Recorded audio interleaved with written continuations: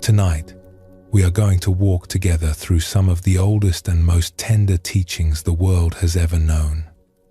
They come from the Buddhist tradition, from the gentle wisdom of monks and teachers who spent their lives learning one simple thing: how to love fully and how to let go gracefully.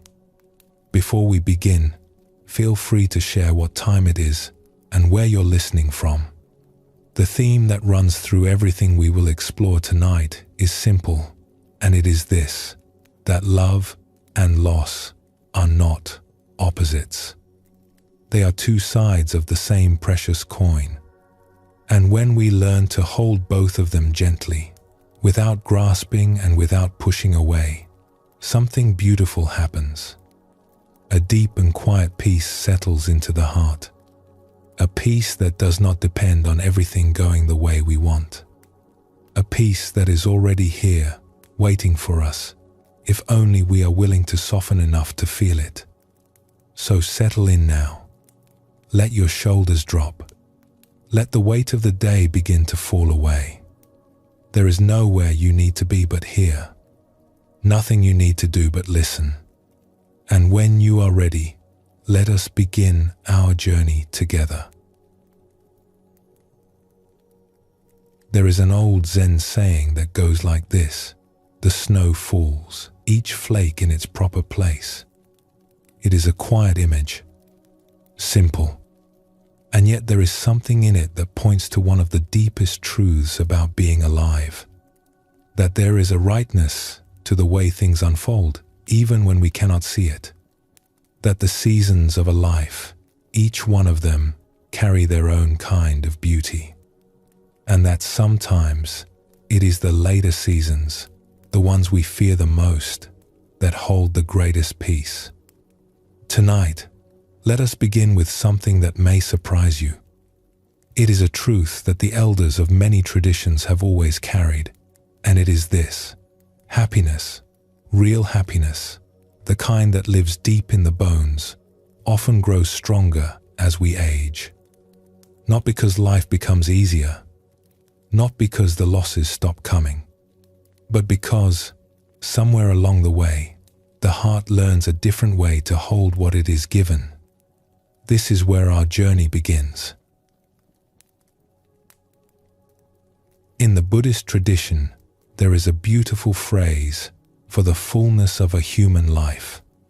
It speaks of the 10,000 joys and the 10,000 sorrows. Not 10,000 of one and none of the other. Both. Always both. Woven together like threads in a cloth, so tightly that you cannot pull one free without disturbing the other. When we are young, we often believe that happiness means finding the joys and avoiding the sorrows. We work very hard at this. We build plans and strategies. We chase after what feels good and run from what feels painful. And there is nothing wrong with this. It is a natural part of being human. But it is also, as the old teachers would say, a bit like trying to catch the wind in a jar. You can spend a lifetime at it, and the wind will always find its way out. But something begins to shift as the years pass. Not for everyone, and not all at once. But for many people, there comes a quiet turning, a softening, as if the heart, having been stretched open by so many years of joy and sorrow alike, simply begins to relax its grip. One ancient teacher described it in a way that has stayed with many who heard it. He said that happiness, true happiness, is not something driven by what happens to us on the outside. It is something deep and very human, something almost mysterious, that begins to bloom from within when we stop fighting the natural rhythm of things. The Buddhist tradition calls this the wisdom of impermanence. And it is not a sad teaching, though it may sound like one at first. It is actually one of the most freeing things a person can come to understand. Let us sit with this teaching for a moment, because it is the golden thread that runs through everything we will explore tonight. Impermanence simply means that everything is always changing. The weather changes. The seasons turn. The body you had at 20 is not the body you have now, and it will not be the body you have in 10 years. The people around you change. Your feelings change, sometimes from hour to hour. The world itself is in constant, gentle motion, like the surface of a lake that is never quite still. Now, when we are young, this can feel frightening. We want things to stay. We want the people we love to remain exactly as they are. We want our health and our strength and our favorite pleasures to last forever. And when they begin to change, as they always do, something in us tightens. We grip harder. We try to hold on. But here is what the elders have discovered, and what the Buddha taught so gently more than 2,000 years ago. It is the gripping that causes the pain, not the changing. The changing is simply life being life. It is the river flowing. And a river that stops flowing is no longer a river at all. There is a beautiful image that sometimes arises in meditation practice. Imagine you are holding a handful of water.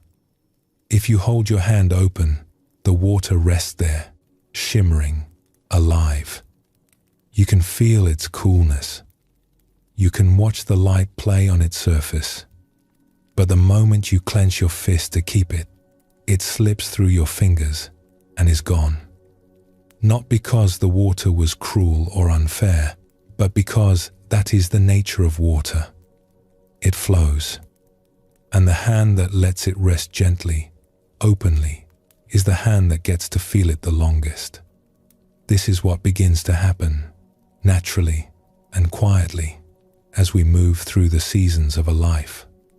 We begin to realize, not as an idea, but as a felt knowing in the body, that holding on does not keep things from changing. It only makes the changing hurt more. And so, gently, the hands begin to open. There is an old Zen story about a monk who spent many years trying to understand the nature of suffering.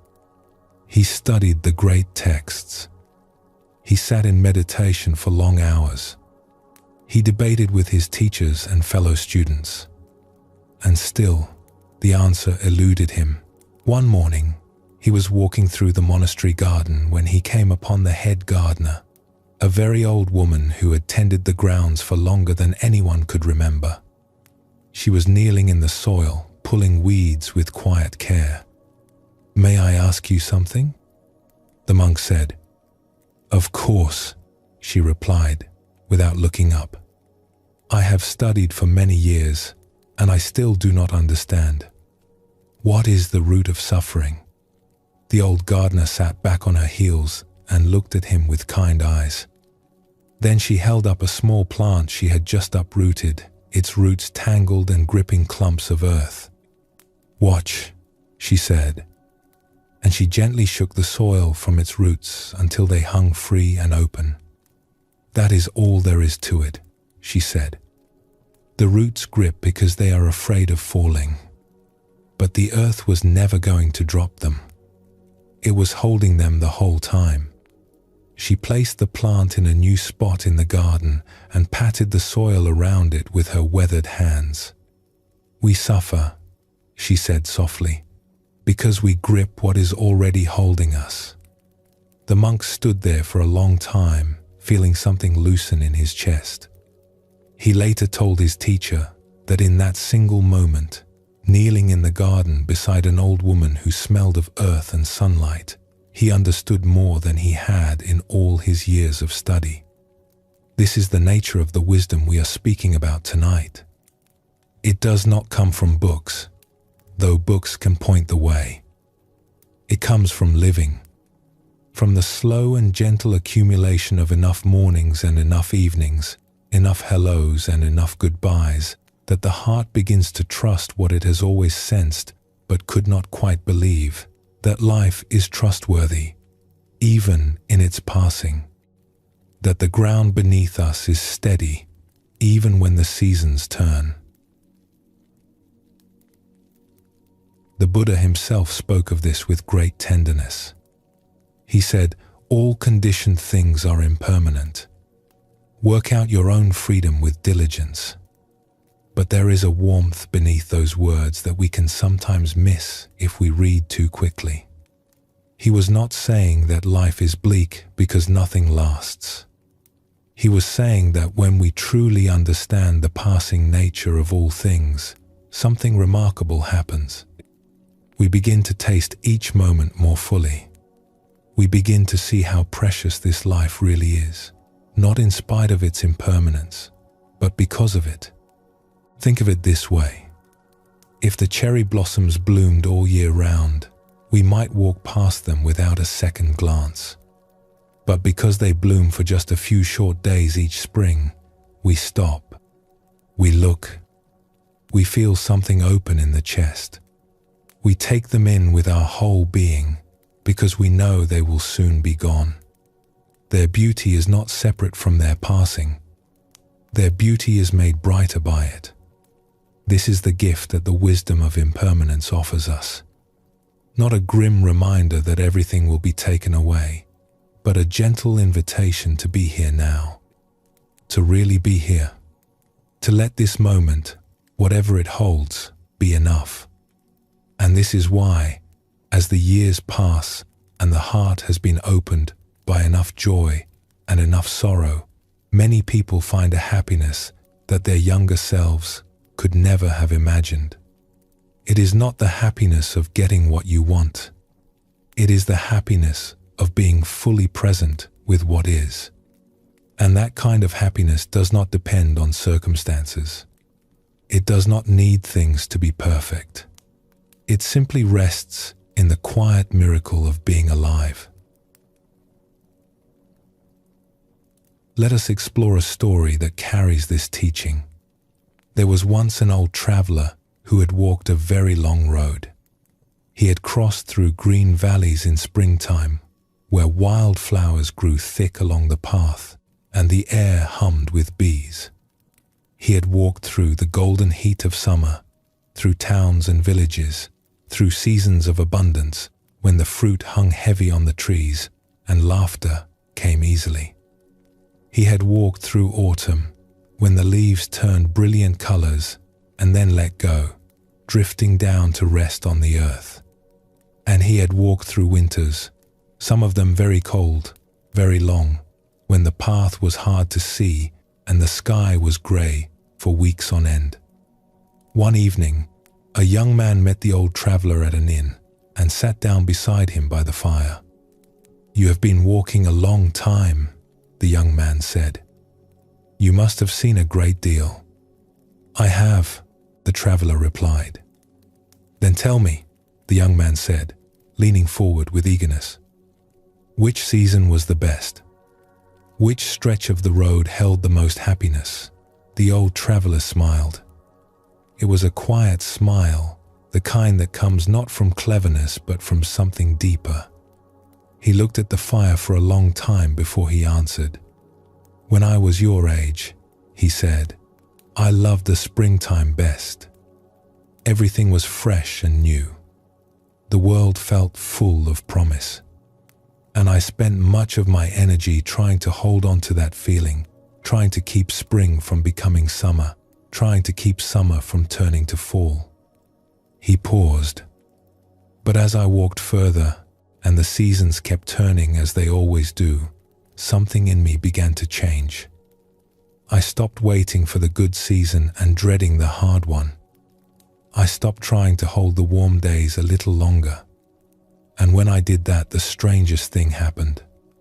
"What?" asked the young man. "I began to enjoy the walk itself," the old traveler said simply. "Not just the sunny stretches, the whole of it. I noticed things I had never noticed before.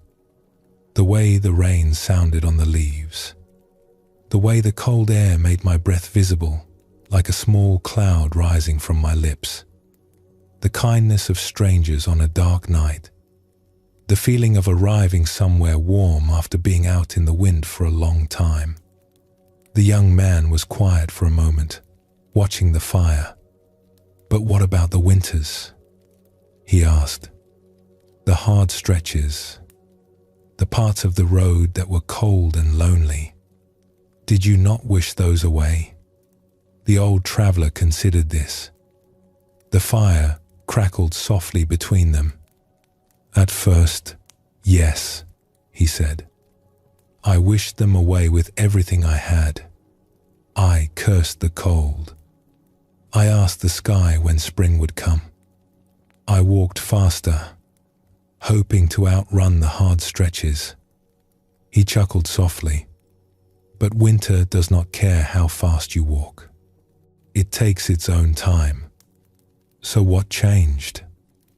"I stopped running from winter," the traveler said. "I let it be cold when it was cold. I let the path be hard when it was hard.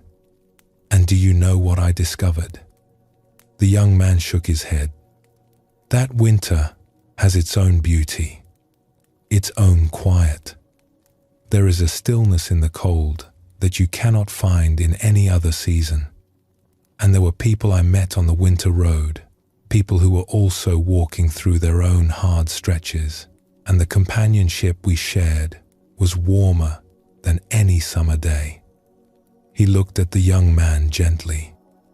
"The happiness I have now is not the happiness I had in spring. It is quieter, deeper. It does not depend on the weather, and I would not trade it for anything in this world." This is the quiet secret the elders carry. Not that life becomes painless, but that something within us learns to hold pain differently, more gently, with less resistance and more tenderness. And in that gentleness, a space opens up, a space that is remarkably peaceful. In the Zen tradition, there is a teaching that says, "The flower that blooms in adversity is the rarest and most beautiful of all." This is not a teaching about being tough or enduring pain with a stiff upper lip. It is a teaching about what becomes possible when we stop fighting what is and instead let ourselves be softened by it. There is another ancient reflection that speaks to this truth. It says that when we truly understand that this life is passing, that we will not be here forever, all of our smallness falls away. The petty worries, the grudges, the fears about things that never come to pass, they lose their power. What remains is what is real. What remains is what matters. And what matters, when the small things are stripped away, is almost always the same: love, presence, the warmth of being here with an open heart. In some of the ancient teachings, this understanding is described as a quiet companion who walks beside us always. Not a fearful presence, not something dark or heavy, but a gentle reminder, as close as our own shoulder, that this life is not forever. And because it is not forever, it is infinitely precious. When we let this companion walk beside us, something changes in the way we move through our days. We stop putting things off. We stop saving our kindness for some better time. We stop waiting for the perfect conditions before we allow ourselves to be happy.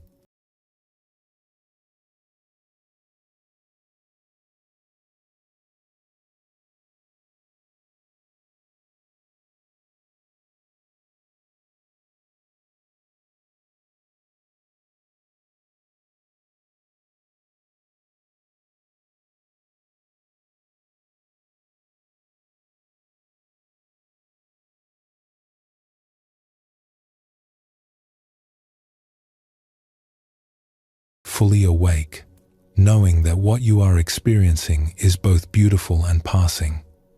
The great Japanese poet who wrote haiku understood this well. He once wrote a verse about the simple act of noticing a morning glory blooming on a fence. Nothing grand, nothing dramatic, just a flower opening in the early light. And yet he saw in it the whole of life, the whole truth of impermanence. Beauty arriving, beauty lingering for a breath, beauty letting go. And in his seeing, there was a happiness that had nothing to do with holding on. This is not something we have to manufacture or achieve. It is more like something we uncover, as if the peace and the love were always there, buried under layers of busyness and worry and trying to control things, and all that was needed was a willingness to let those layers soften and thin. The Buddha had a phrase for this. He called it the peace that comes from laying down the burden. And the burden he was speaking of is not the burden of life itself. Life is not the problem. The burden is the constant effort of trying to make life be something other than what it is. The effort of gripping, resisting, controlling.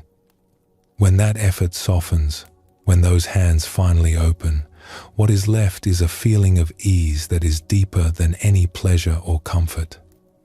It is the ease of simply being, of resting in the middle of this passing, precious life and finding it enough. And so, as we come to the close of this first chapter of our journey together, here is what we might carry with us. You do not have to wait until you are old to taste this peace. The wisdom of impermanence is not something that belongs only to those who have lived many decades.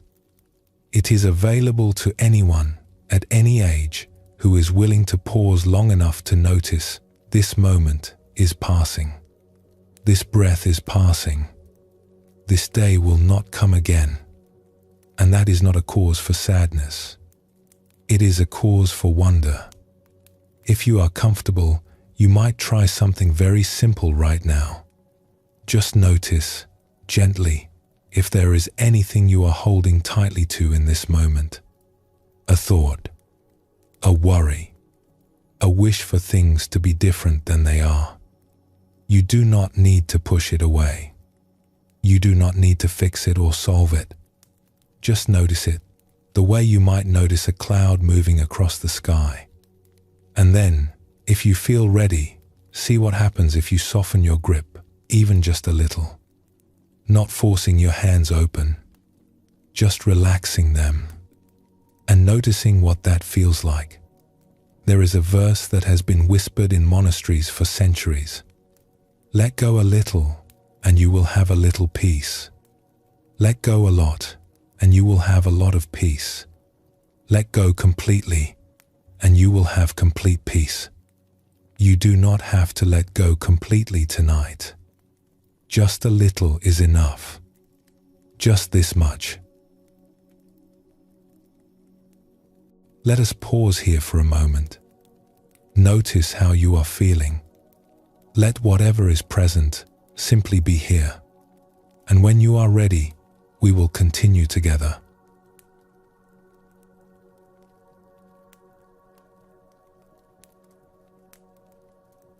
The Buddha once said, in the end, only three things matter. How much you loved, how gently you lived, and how gracefully you let go of things not meant for you. And perhaps the deepest place where love and letting go meet is in that tender territory of being with someone we cherish as they prepare to leave this world. It is one of the most sacred things a human being can do. And it turns out that what is needed in those moments is far simpler and far more powerful than we might expect. Let us explore a story about this. It is a story about a woman, a wife, who discovered something extraordinary about the nature of love, something she could not have learned from any book. She arrived at a meditation retreat on a quiet weekend in autumn. The trees around the retreat center had just begun to turn, and the air carried that particular stillness that comes when the world is preparing to let go of its leaves. She was a practical woman, organized, the kind of person who kept lists and liked to have a plan for things. She was the one in her family who remembered birthdays and appointments, who made sure the right forms were filed, who could be counted on to have everything in order. And she had come to this retreat with a very specific purpose, though she did not share it with the group at first. Her husband was very ill. He had been ill for some time, and the truth that both of them had been circling around, the way you might circle around a clearing in a forest before finally stepping into it, was now sitting plainly in the room between them. He did not have much longer. A few weeks perhaps. The days ahead were precious and few. Now, her husband was a man of deep feeling, though he did not always show it in the ways the world might expect. He had a quiet strength, a way of seeing things that cut through to what was essential. And when it came to this final passage, something in him wanted a different kind of company. He did not want formality. He did not want rituals performed by someone who did not truly know him. He wanted her, just her, fully present, fully there. And so he had asked her to go to this retreat, to strengthen something in herself that he could feel when she was at her best. A quality of quiet attention, a steadiness, a warmth that did not need to fix or manage anything, but simply allowed things to be as they were. It was, perhaps, the most loving thing he had ever asked of her, and also the most terrifying. She told the teacher about this on the second day, and she confessed something that had been keeping her up at night.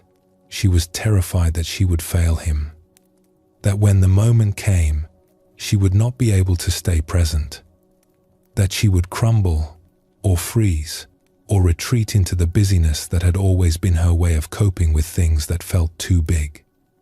"What should I do?" she asked. "Should I read certain books? Should I study techniques for being with someone who is preparing to go? I want to do this right. I want to learn the right way." The teacher listened quietly and then said something very simple.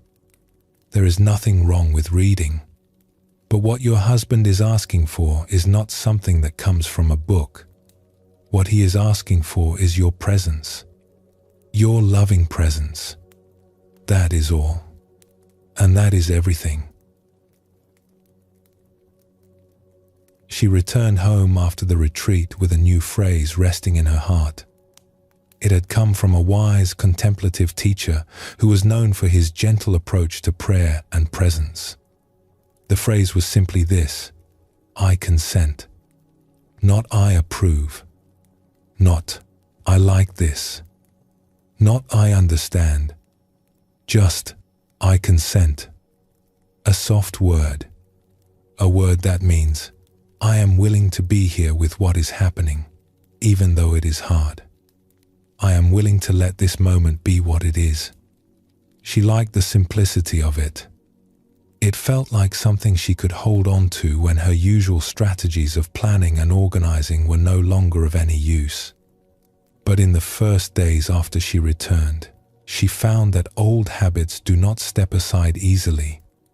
Her husband was having good days and difficult days, and on the difficult days, her instinct was to spring into action. Make tea. Adjust the pillows. Call someone. Do something. Anything to create a sense of forward motion, a sense that things were being managed. One evening, he was lying in bed and he began to talk about what was ahead. Not in a heavy way. More in the way you might talk about a long journey you are about to take. He spoke about what it felt like to know he was nearing the end of this particular road.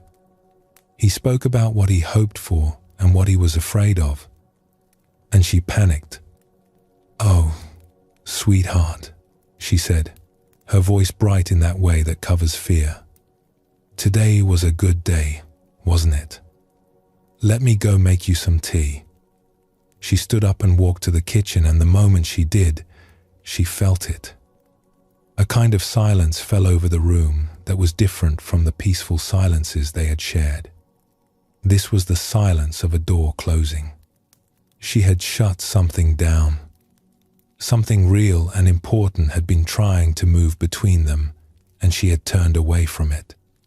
She stood in the kitchen with the kettle in her hand, and her heart sank.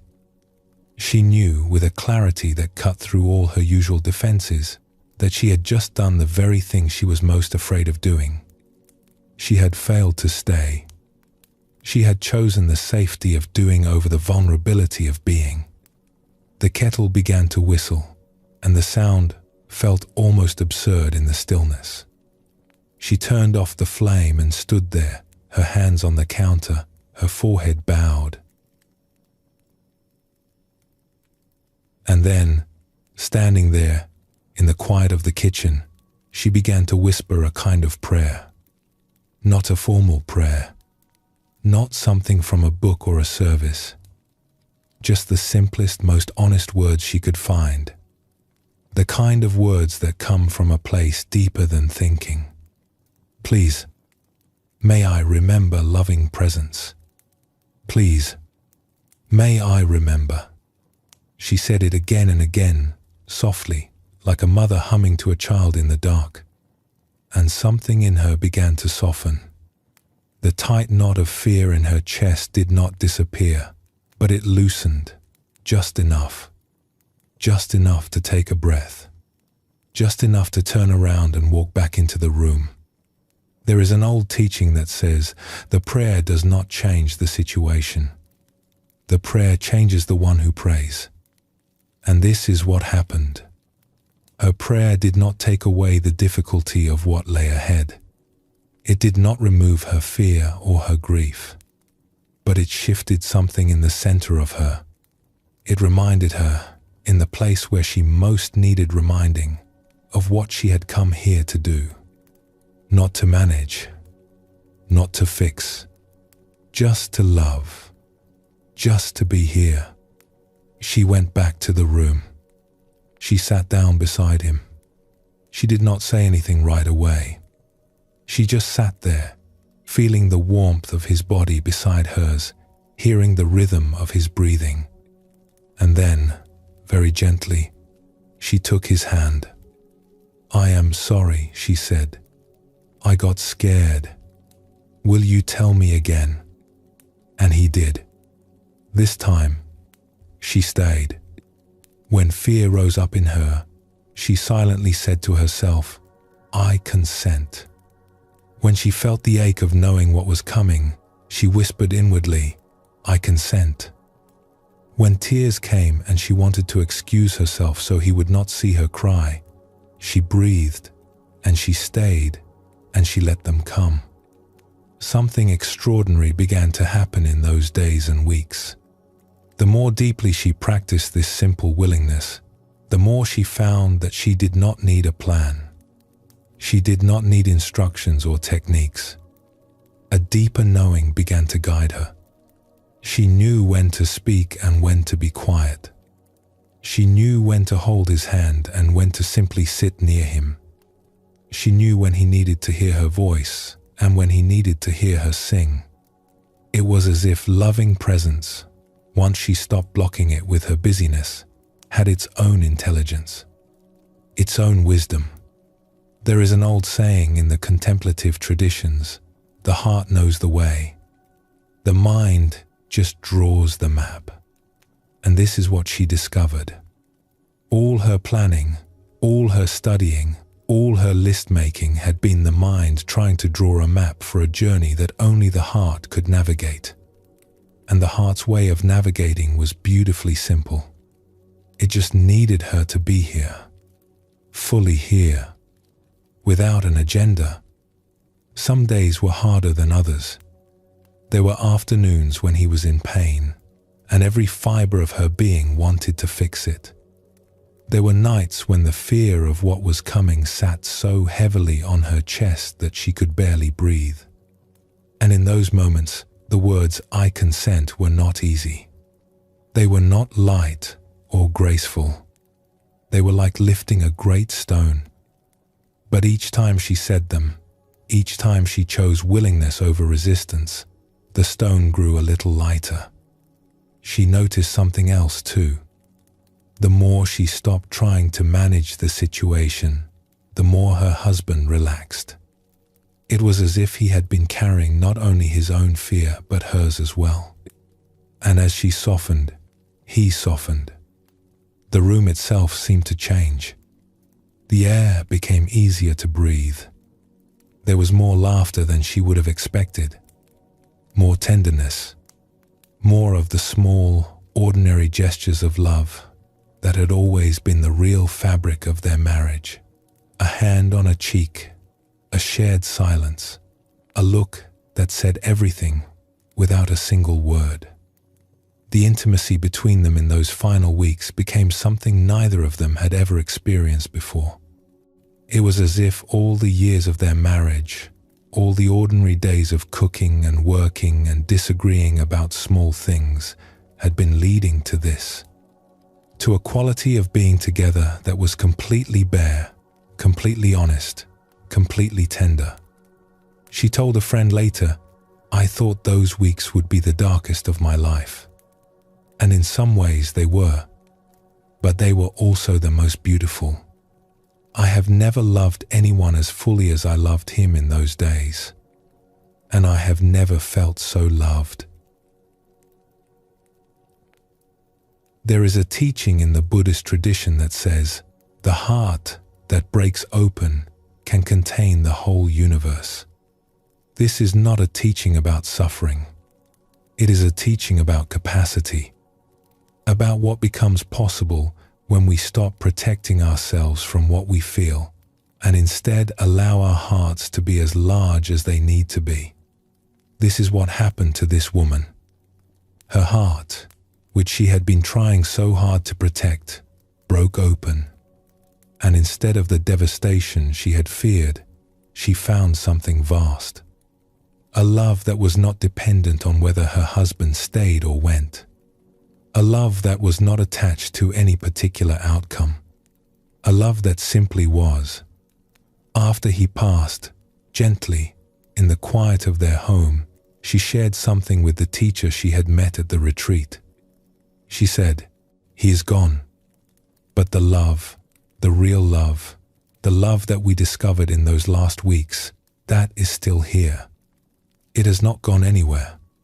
I think it was always here, and we just finally stopped being too busy to feel it." There is something in this story that touches the very heart of the Buddhist understanding of love. In the ancient teachings, there is a word, metta, which is often translated as loving kindness. But it is something more than kindness as we usually think of it. Metta is a quality of warmth and goodwill that is not dependent on conditions. It does not need the other person to be healthy or happy or even present. It is a love that flows like sunlight, not because of what it falls upon, but because that is its nature. The Buddha taught that this kind of love is not something we create. It is something we uncover. It is already within us, the way warmth is already within a flame. We do not have to add anything. We only have to stop blocking it.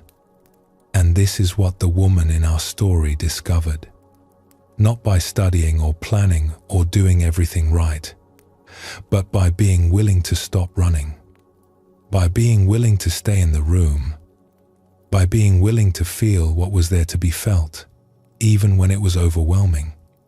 She discovered that love is not something that lives between two people and disappears when one of them goes. Love is something that lives within us, and it is awakened by our connection with others, but it does not depend on those connections to survive. It is deeper than any single relationship. It is, as the old teachers say, our very nature. This woman went on living, as we all do. The days after her husband's passing were not easy.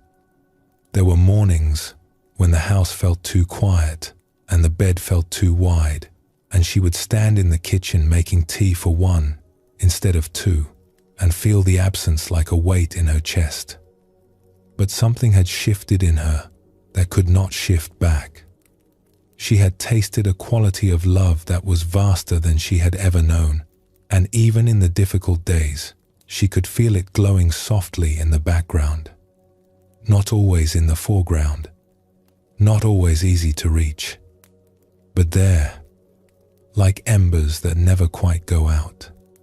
She began to notice it in unexpected places, in the way sunlight fell across the kitchen table in the morning, in the kindness of a neighbor who brought food without being asked, in the sound of rain on the roof at night, which had always been one of her husband's favorite things. She would lie in bed listening to the rain and feel something that was not quite sadness and not quite joy, but something in between, something tender and wide and very, very alive. "He is gone," she told the teacher from the retreat months later. But the love, the real love, the love that we discovered in those last weeks, that is still here. It has not gone anywhere. I think it was always here, and we just finally stopped being too busy to feel it. There is a Zen phrase that says, "The moon does not need to ask the lake to reflect it." And in the same way, love does not need to ask us to feel it. It is already shining. It is already present. The only question is whether we are willing to be still enough, open enough, to let it in. Most of the time, in our ordinary lives, we are so busy doing things, planning things, worrying about things, that we do not notice this love. It is like a quiet melody playing beneath the noise of a crowded room. It is always there, but we cannot hear it until the room grows still. This is one of the gifts that difficult times can offer us, not that we would ever choose them, but that in their presence, the room often does grow still. The things that usually occupy our attention fall away. The plans, the ambitions, the small disagreements. And in that stillness, we hear the melody, we feel the love, and we realize that it has been playing all along. This teaching, this understanding that love is not something that can be lost, is one of the most healing truths in the Buddhist tradition. It does not take away the ache of missing someone. It does not erase the longing to hear their voice again or to feel their hand in yours. Those feelings are real and they are sacred and they deserve our full, tender attention. But beneath the ache and the longing, there is something steady, something that does not come and go with the changing circumstances of our lives. And when we learn to rest in that steadiness, even for a moment, we find a peace that is not dependent on anything outside of us.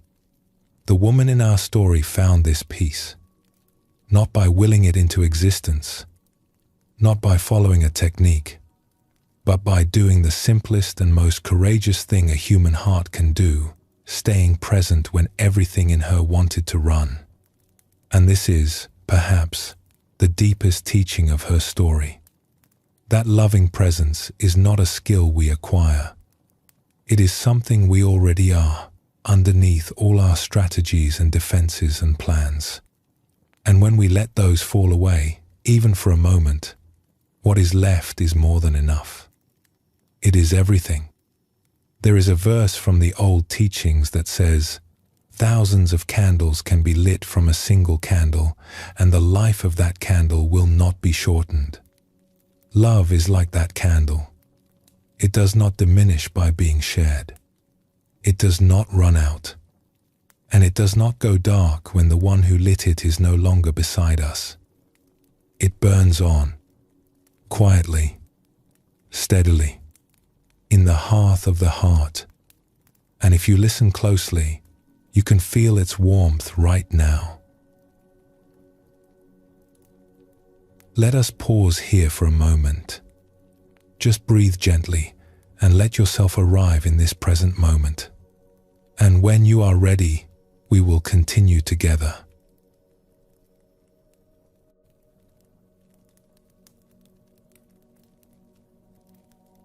Grief is one of the most honest things a human being can feel. It is not a problem to be solved. It is not an illness to be cured. It is the heart's way of telling the truth about what matters. And in the Buddhist tradition, it is understood as something deeply natural as rain, as natural as the turning of the seasons. Even the animals grieve. Even the trees, when they lose their leaves in autumn, stand bare and open to the sky, as if to say, something has gone, and I will not pretend otherwise. There is a quiet courage in that kind of honesty.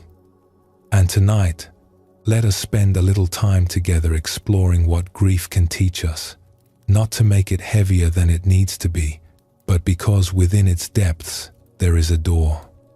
And on the other side of that door is a warmth and a belonging that many people describe as one of the most beautiful things they have ever known.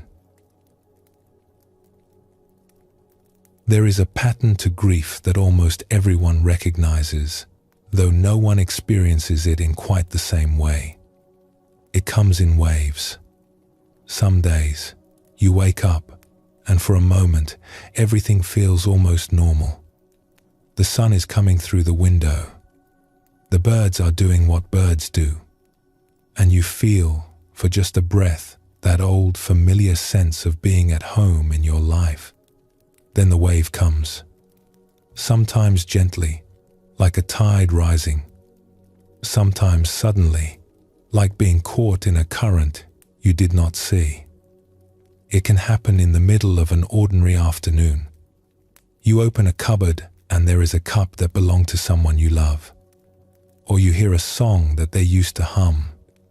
Or you walk past a place where you once sat together, saying nothing, just being. And suddenly the ground shifts beneath your feet, and the missing is so sharp and so real that it takes your breath away. This is the nature of grief. It does not follow a schedule. It does not wait for a convenient time. It comes when it comes, and it asks only one thing of us, to let it be here. In the ancient teachings, there is a word for this kind of allowing. It is sometimes translated as acceptance, but that word can feel too tidy, too composed for what grief actually is. A better word might be honoring. When we grieve, we are honoring the truth that something precious was here, and now it has changed form. We are honoring the love that gave rise to the missing. We are being honest with ourselves and with life in a way that takes real courage. Let us explore a story about a man who lost someone very dear to him. He had been close to his father his whole life, but especially in the later years, when the relationship had mellowed and deepened in the way that some relationships do when the years have worn away the rough edges. They had moved past the stage of misunderstanding each other and had arrived at something simpler. A kind of quiet companionship, an ease. His father had a habit of calling him on weekend mornings, not to discuss anything important, just to talk. About the weather, about what was growing in the garden, about a bird he had seen that morning. Small, ordinary things. And these calls, which might have seemed unremarkable to anyone listening from the outside, were the fabric of their connection. The steady, gentle thread that held them together across the distance. Sometimes the conversations would last only a few minutes. His father would say, "The tomatoes are coming in nicely," and he would say, "That's good, Dad," and there would be a pause, and then his father would say, "Well, I just wanted to hear your voice," and that would be that. It was not the words that mattered. It was the ritual, the showing up, The small, faithful act of reaching across the distance to say, without saying it directly, "You are in my thoughts. I am glad you are here." When his father passed, the grief came in waves, just as we have described. And the waves that caught him most off guard were not the ones that came during the formal occasions of mourning, when he expected to feel the loss. The waves that brought him to his knees were the quiet ones. A Sunday morning when the phone did not ring. The sight of a particular kind of bird in the garden. A change of season that he wanted to mention to someone who was no longer there to hear it. He told a close friend, "It is the small things that undo me, not the big moments. The small things." I walked past a market stall selling tomatoes the other day, and I had to sit down on a bench because it hit me so hard. At first, he resisted these waves. He tried to keep busy. He threw himself into work. He told himself that he was fine, that he had been fortunate to have such a relationship, and that he should focus on gratitude rather than sorrow. But the waves did not care about his strategies. They kept coming. And then, slowly, something began to change. Not because he did anything dramatic, but because he grew tired of fighting. He simply did not have the energy to resist anymore. And so, one morning, when the wave came, he let it. He was sitting in his kitchen with a cup of tea, and he looked at the phone, and the missing rose up in him like water, filling a room. And instead of standing up and finding something to do, he stayed. He set down the cup. He closed his eyes. And he let the grief be as big as it wanted to be. It was enormous. It filled his chest and his throat and his eyes. It shook him. And for a few minutes he was nothing but grief. Not a person with a job and responsibilities and a plan for the day. Just grief. Pure and honest and raw. And then something happened that he did not expect. As the wave began to recede, as it always does, he was not left feeling empty. He was left feeling tender, open. And in that openness, something welled up that was different from sadness. It was a feeling of warmth, of goodness, of gratitude, not the kind he had been trying to force on himself, but the kind that comes naturally when the heart is unguarded. He thought of his father, and instead of the sharp ache of absence, he felt something gentler, something like closeness, as if, in allowing himself to grieve fully, he had somehow moved closer to the very thing he was missing. Over time, this became a pattern. Each wave of grief, when he met it honestly and let it move through him, left behind a residue of love. Not the love of having someone here to call on a Sunday morning. Something quieter than that. Something that did not depend on the phone ringing. A love that seemed to live in the air itself, in the garden, in the quality of light on a particular kind of morning. He began to understand, not as a concept but as a lived experience, that the love had not left when his father did. It had only changed form. There is a beautiful truth hidden in the word grief that the Buddhist teachings help us see. We would not grieve if we had not loved. Grief and love are not separate things. They are made of the same material. When we feel the ache of someone's absence, what we are actually feeling is the love we shared with them, pressing against the walls of a container that can no longer hold it in the old familiar shape. Think of it this way. Imagine a river that has been flowing between two banks for many years. The water has shaped itself to the banks, and the banks have shaped themselves to the water. They have grown together. They know each other intimately.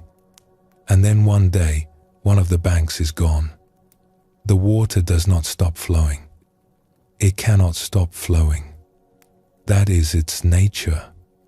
But it rushes and churns and spills over, because the shape it knew, the form that held it, has changed. That churning, that spilling over, is grief. And the water itself is love. It has not gone anywhere. It has not diminished.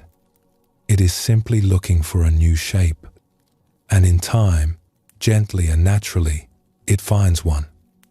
The love that was once held by the presence of another person begins to flow into new channels. Into kindness, into compassion, into a deeper appreciation for the people still in our lives, into a more tender relationship with our own hearts. The love does not vanish. It transforms.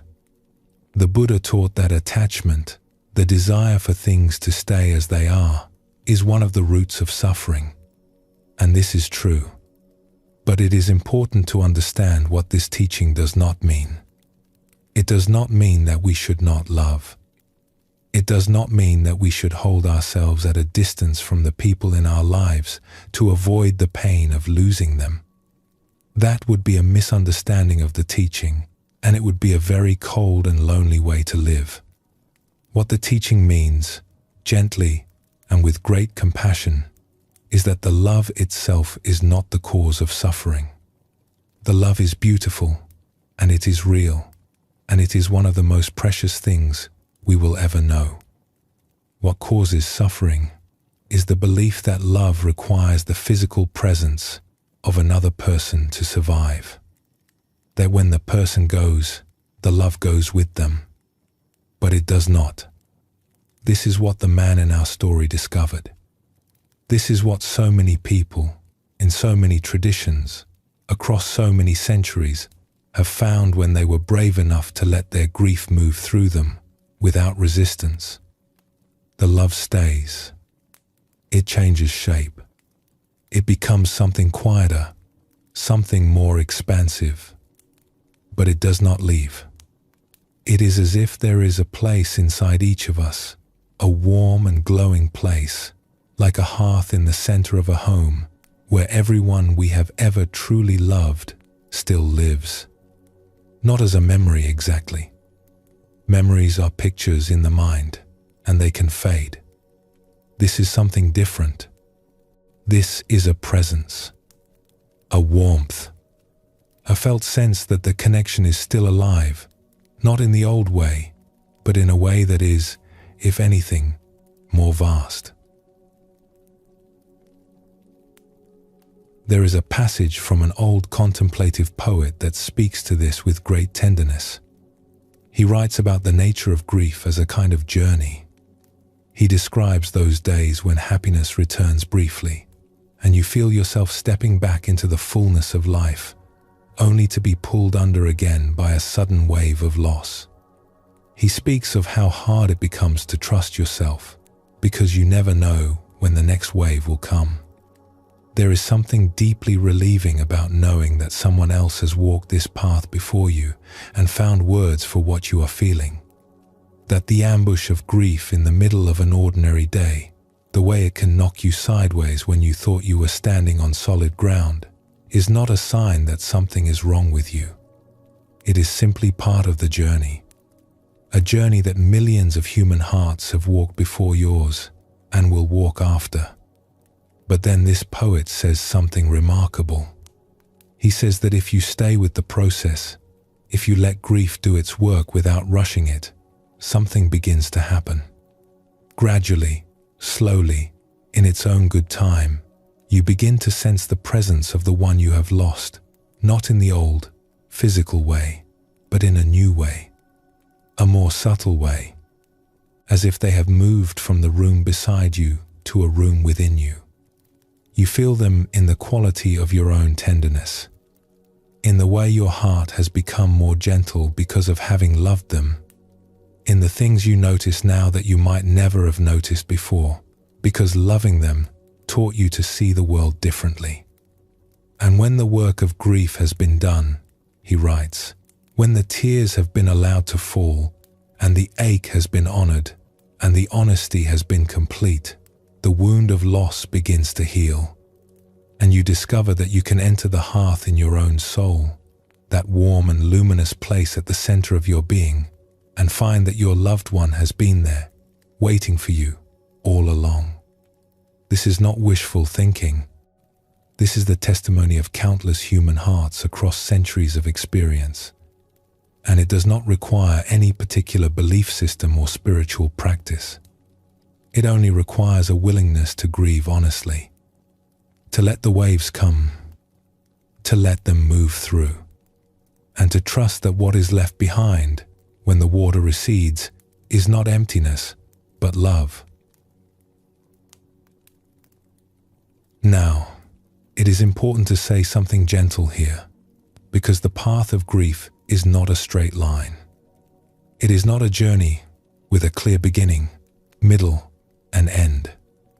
It spirals. It circles back. You may think you have arrived at peace, and then a year later, or 5 years later, you hear a certain song, and the wave comes again, and you are right back in the middle of it. And that is perfectly all right. In the Zen tradition, there is a saying, fall down 7 times, get up 8. This is usually understood as a teaching about perseverance, but it can also be understood as a teaching about grief. The waves will knock you down. That is what waves do. And each time, you will get back up. Not because you are strong, though you may be, but because life itself has a way of lifting us, if we let it. The key phrase there is, if we let it. Because the one thing that can make grief unbearable is not the grief itself, but the resistance to it.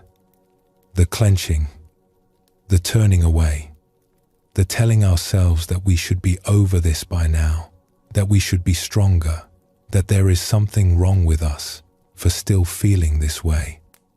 There is nothing wrong with you for grieving. There is nothing wrong with you for missing someone. There is nothing wrong with you for crying at unexpected moments, or for feeling a sudden pang of loss when you thought you were doing fine. This is your heart doing exactly what hearts are designed to do. It is loving. And love, as we have been exploring tonight, does not follow a timetable. The Buddha said, you yourself, as much as anyone in the entire universe, deserve your love and affection. And this is perhaps the most important thing to remember in the midst of grief. To be kind to yourself, to let the process take as long as it takes, to trust that the heart knows what it is doing, even when the mind does not understand. There is one more thing to say about the hearth in the soul, and it is this. You do not have to wait until the grieving is complete to feel its warmth. Even in the middle of a wave, even in the hardest moments, there are flickers. Small moments of grace. A memory that makes you smile through tears. A feeling of closeness that comes out of nowhere. A sudden, unexpected sense that everything is, somehow, all right. These are not illusions. These are glimpses of the truth that lives beneath the surface of grief. The truth that love is still here. That connection is still real. That the hearth is lit, and it is warm, and it is waiting for you. There is a story told among contemplatives about a woman who was deep in mourning. She had lost someone very close to her, and for weeks she had been wrapped in the heaviness of grief. One morning, she stepped outside her door and saw a small bird sitting on the garden wall, singing. It was an ordinary bird, an ordinary song, nothing remarkable at all. And yet, in that moment, she felt something crack open in her chest, and through the crack, light poured in. She stood there weeping, not from sadness, but from something she could not quite name. It was as if the bird's song had reached past her grief and touched the place where her love still lived. And in that touch, she absolutely knew, that nothing real had been lost. The form had changed, yes, but the love was still singing. She went back inside and made herself a cup of tea, and for the first time in weeks, she felt something like peace. Not the absence of grief, but peace, and grief living side by side, like two old friends who have learned to share a room. This is what becomes possible when we let grief do its work. Not a life without sadness, but a life where sadness and love and peace can all coexist. A life that is wider than we thought it could be. A life where the hearth is always burning and the door is always open. You will find your way there. Not by rushing, not by forcing, not by doing anything at all, but simply by allowing, by being honest, by letting the waves come and go, and trusting that the shore is solid beneath your feet. As an ancient Buddhist verse reminds us, nothing is forever except change. The grief will change, the missing will change, and what remains, what always remains, is the love. Let us rest here for a moment. Take a slow breath and let it out gently. And when you feel ready, we will walk on together.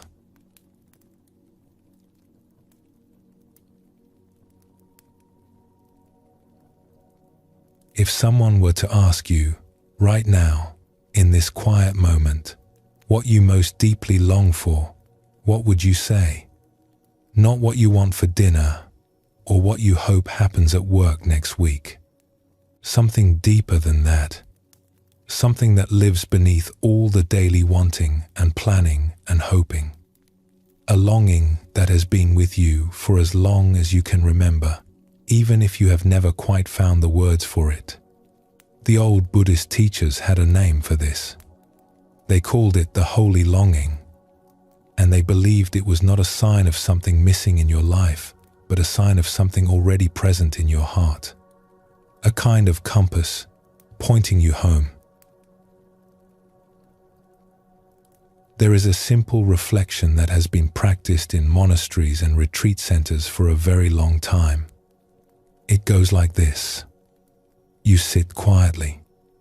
You let yourself settle. And then you imagine, as gently as you can, that your time here is very short.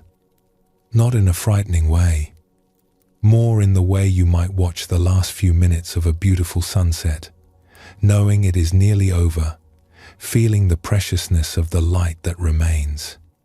And in that imagining, you ask yourself one question: what is it that I most want to feel, to know, to trust in these final moments? Not what you want to accomplish, not what you want to say to someone else. Just this, in the quiet of your own heart, what matters most? When groups of people are invited to sit with this question, something remarkable happens. The answers, though they come in many different words, almost always point in the same direction. Some people say, presence, just to be fully here, fully awake, not lost in thought or worry, but right here, in this moment. Some say, love, to feel love, to know love, to rest in the warmth of it. Others say, peace, a deep, still peace that does not depend on anything going a particular way. Some say, gratitude, to feel the fullness of everything that has been given. And many say something about connection, about feeling their place in the larger web of life, about sensing that they belong to something vast and tender, and that this belonging is real. What is beautiful about these answers is not just what they say, but what they do not say. No one, when they sit with this question honestly, says they wish they had worked more hours. No one says they wish they had worried more, or argued more, or spent more time trying to control things. No one says they wish they had been right more often. When the masks fall away, when the busyness drops, when we allow ourselves to touch the bedrock of what we truly care about, it is always something simple, something quiet, something that has been waiting patiently beneath the noise of our lives, the way a stone waits at the bottom of a stream. The Zen master Thich Nhat Hanh once said, "The most precious gift we can offer anyone is our attention." When mindfulness embraces those we love, they will bloom like flowers. And what the reflection we just described reveals is that this gift, this quality of full, loving attention, is not only the most precious thing we can offer others, it is also the thing we most want for ourselves. Beneath everything, beneath all the striving and the achieving and the worrying, what we long for is simply to be present, to be here, to feel the life that is moving through us right now, and to know that it is enough. This is what the Buddhist tradition calls coming home. Not going somewhere new, but arriving where we have always been. Waking up to what has always been true. It is a homecoming that does not require a journey. You do not need to travel to a distant monastery or sit in meditation for 20 years, though those things are beautiful in their own way. The homecoming can happen in an instant. It can happen right now, listening to these words, feeling the weight of your body where it rests, noticing the temperature of the air on your skin. Have you ever had a moment like that? A moment where, for no particular reason, everything felt suddenly, perfectly, enough. Where the restlessness dropped away and you were simply here, and here was wonderful. Perhaps it happened on a walk. Perhaps it happened while sitting with a friend in comfortable silence. Perhaps it happened in the middle of something so ordinary you would never think to mention it to anyone. Those moments are not rare. They are happening all the time. We just miss most of them because we are somewhere else in our minds, worrying about the future or replaying the past. The holy longing is the part of us that knows this. That knows we are missing something beautiful. And that is gently, patiently calling us back. There is a lovely image for this. Imagine a fish swimming through the ocean, searching desperately for water. The fish swims faster and faster, looking everywhere, growing more and more anxious. Where is the water? The fish asks. I must find the water. And of course, the water is everywhere. The fish is already in it, has always been in it, could not be separate from it if it tried. This is our situation too. The presence we long for, the love we seek, the peace we chase after, these are not things we need to find or create or earn. They are already here. They are the very medium we live in. We are swimming in them right now. The only thing that keeps us from feeling this is our own busyness, our own thinking, our own habit of looking everywhere except right here. There is a teaching in the Zen tradition that says, sitting quietly, doing nothing, spring comes, and the grass grows by itself.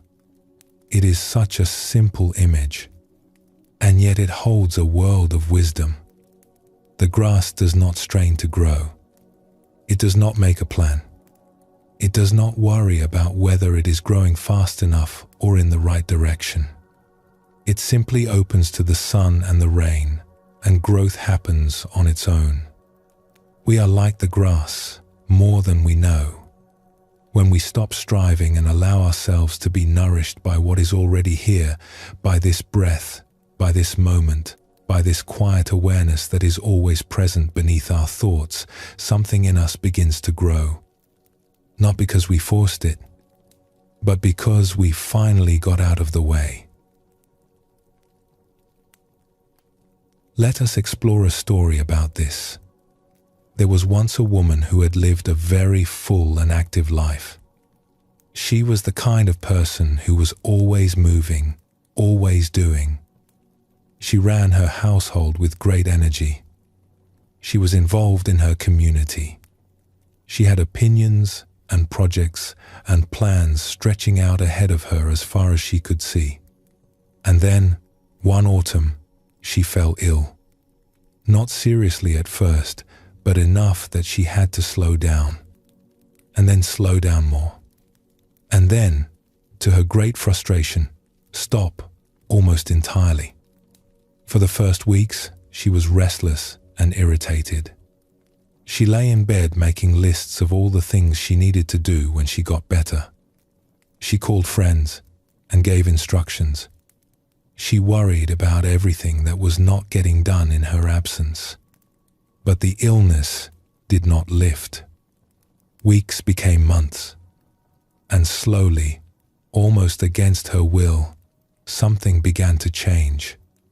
She described it later to a friend this way.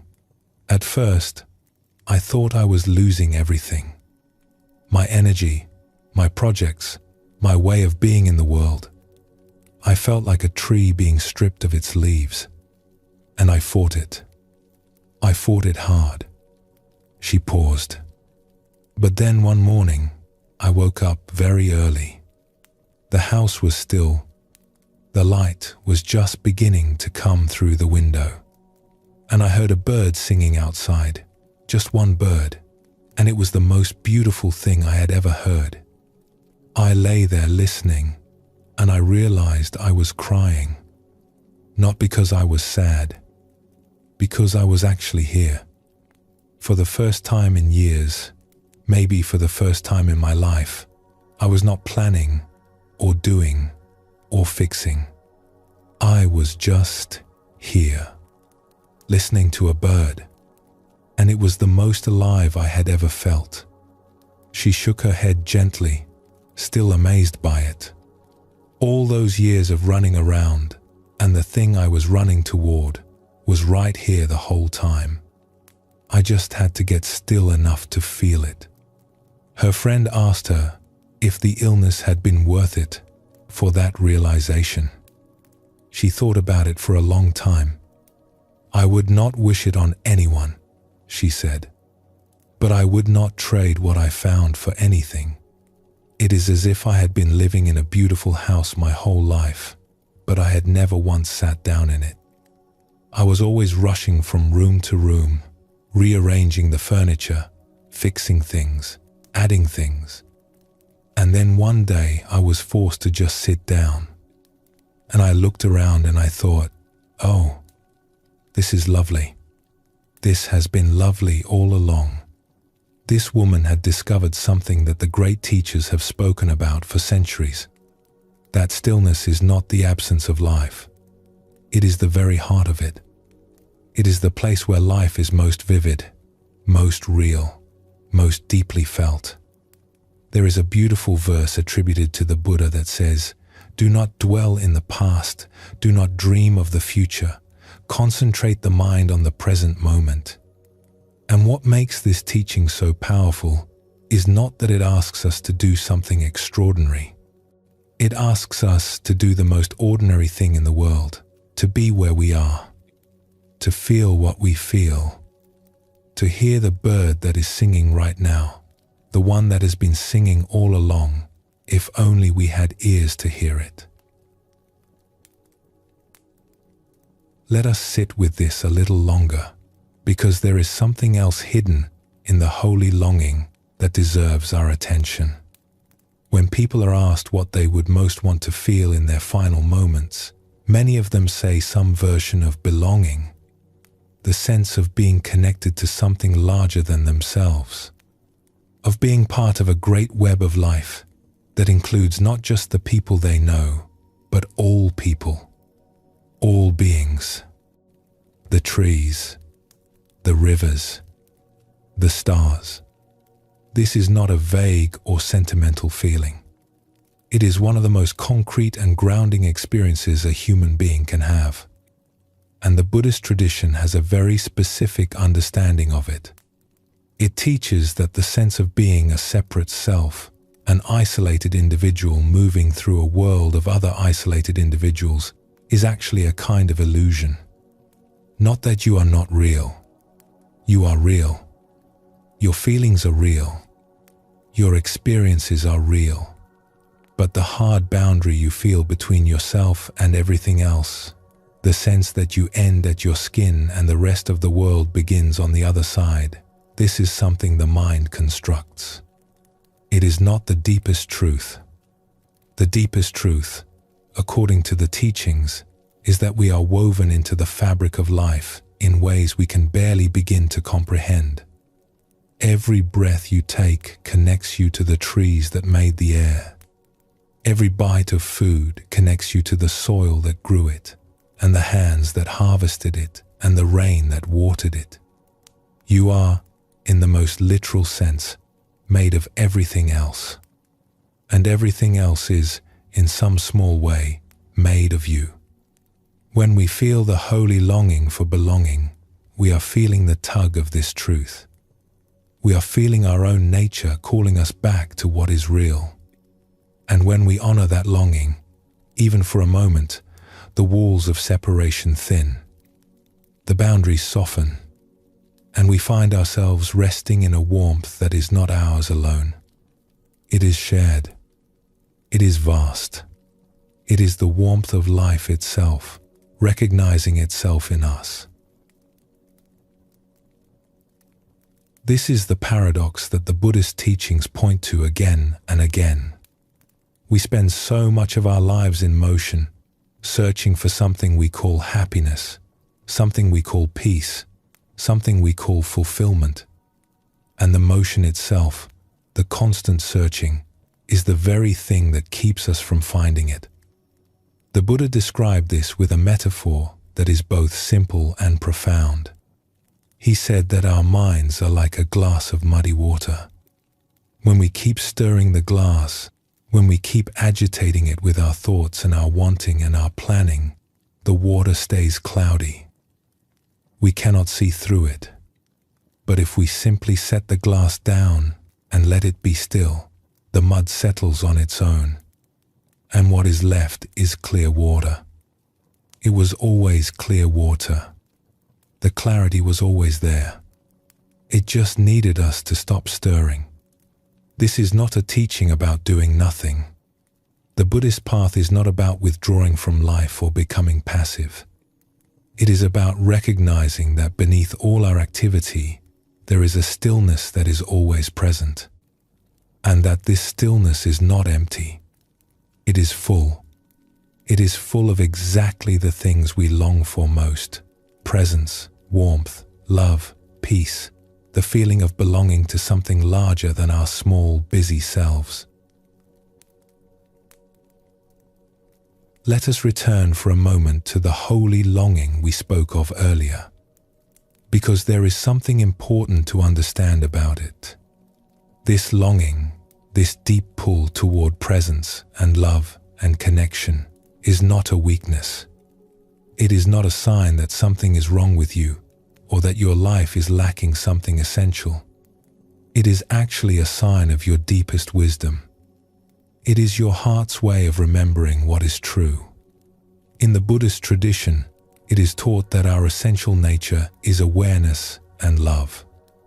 That beneath all the layers of personality and habit and fear, there is a vast, open, luminous quality that is who we really are. And the holy longing is simply the pull of that nature, calling us back to itself.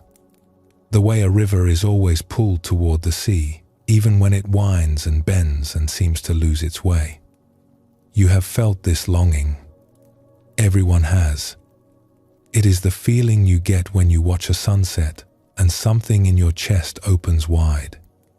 It is the feeling of holding a sleeping child and sensing that this moment is sacred. It is the ache of beauty that sometimes catches you off guard when a piece of music or a line of poetry, or even just the way the light falls through a window, stops you in your tracks and makes you want to weep for reasons you cannot explain. That ache is not sadness. It is recognition. It is your heart recognizing its own nature, its own vastness, its own belonging to something that words can never quite capture. The 13th century Sufi poet who wrote about this longing said it beautifully.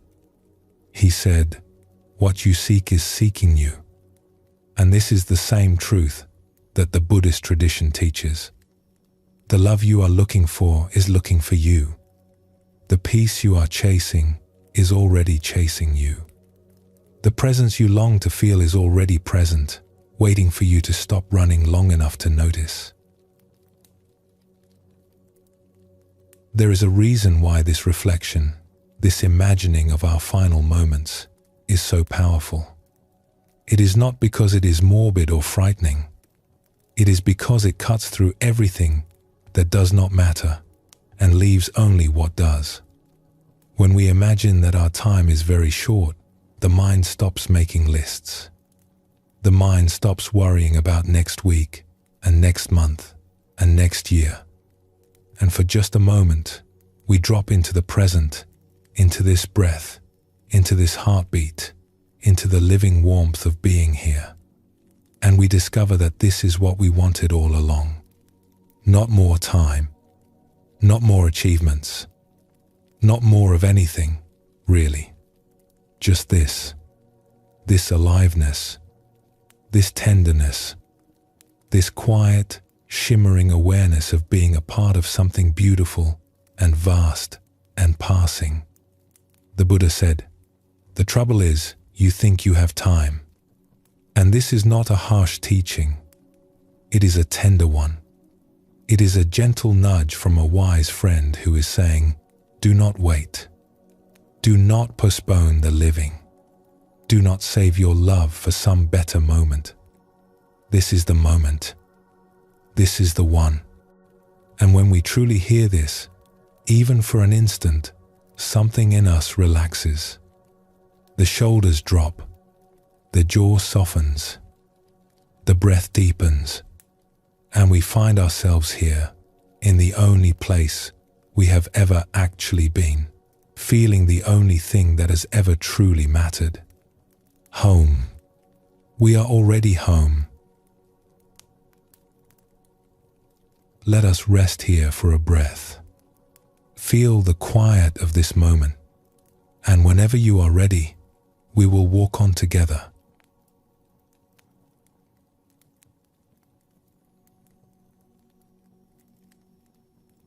There is an old verse that a beloved poet once wrote. She said that everything she had ever learned in her lifetime led back to one thing, that there is a dark river of loss in this life, and that on the other side of that river is a kind of salvation. She did not mean salvation in a grand or dramatic way. She meant something quieter, something closer to what happens when you have been walking through a long dark wood, and then, slowly, the trees begin to thin, and light starts to come through, and you realize that the darkness was not the end of the story. It was the passage. This is one of the deepest teachings in the Buddhist tradition, that the things we most want to turn away from, the losses, the changes, the letting go that life asks of us again and again, these are not obstacles on the path to peace. They are the path itself. Most of the world's most beautiful creations have come from this truth.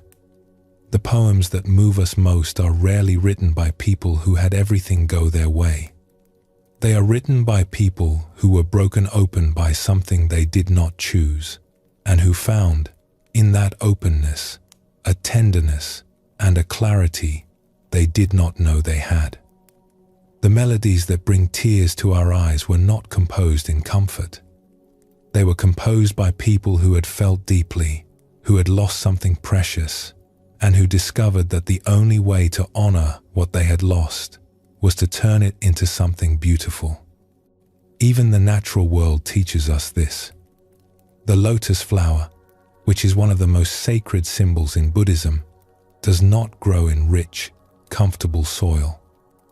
It grows in the mud. in the thick, dark, murky bottom of a pond, and it rises through the water, through all that heaviness and darkness, to bloom on the surface in extraordinary beauty. The Buddha often used the lotus as an image for the human heart, not because the heart avoids the mud, but because it knows how to grow through it. And this is something worth remembering on those days when life feels particularly heavy, when the mud feels thick, when we wonder if anything beautiful could possibly come from what we are going through. The lotus does not bloom in spite of the mud.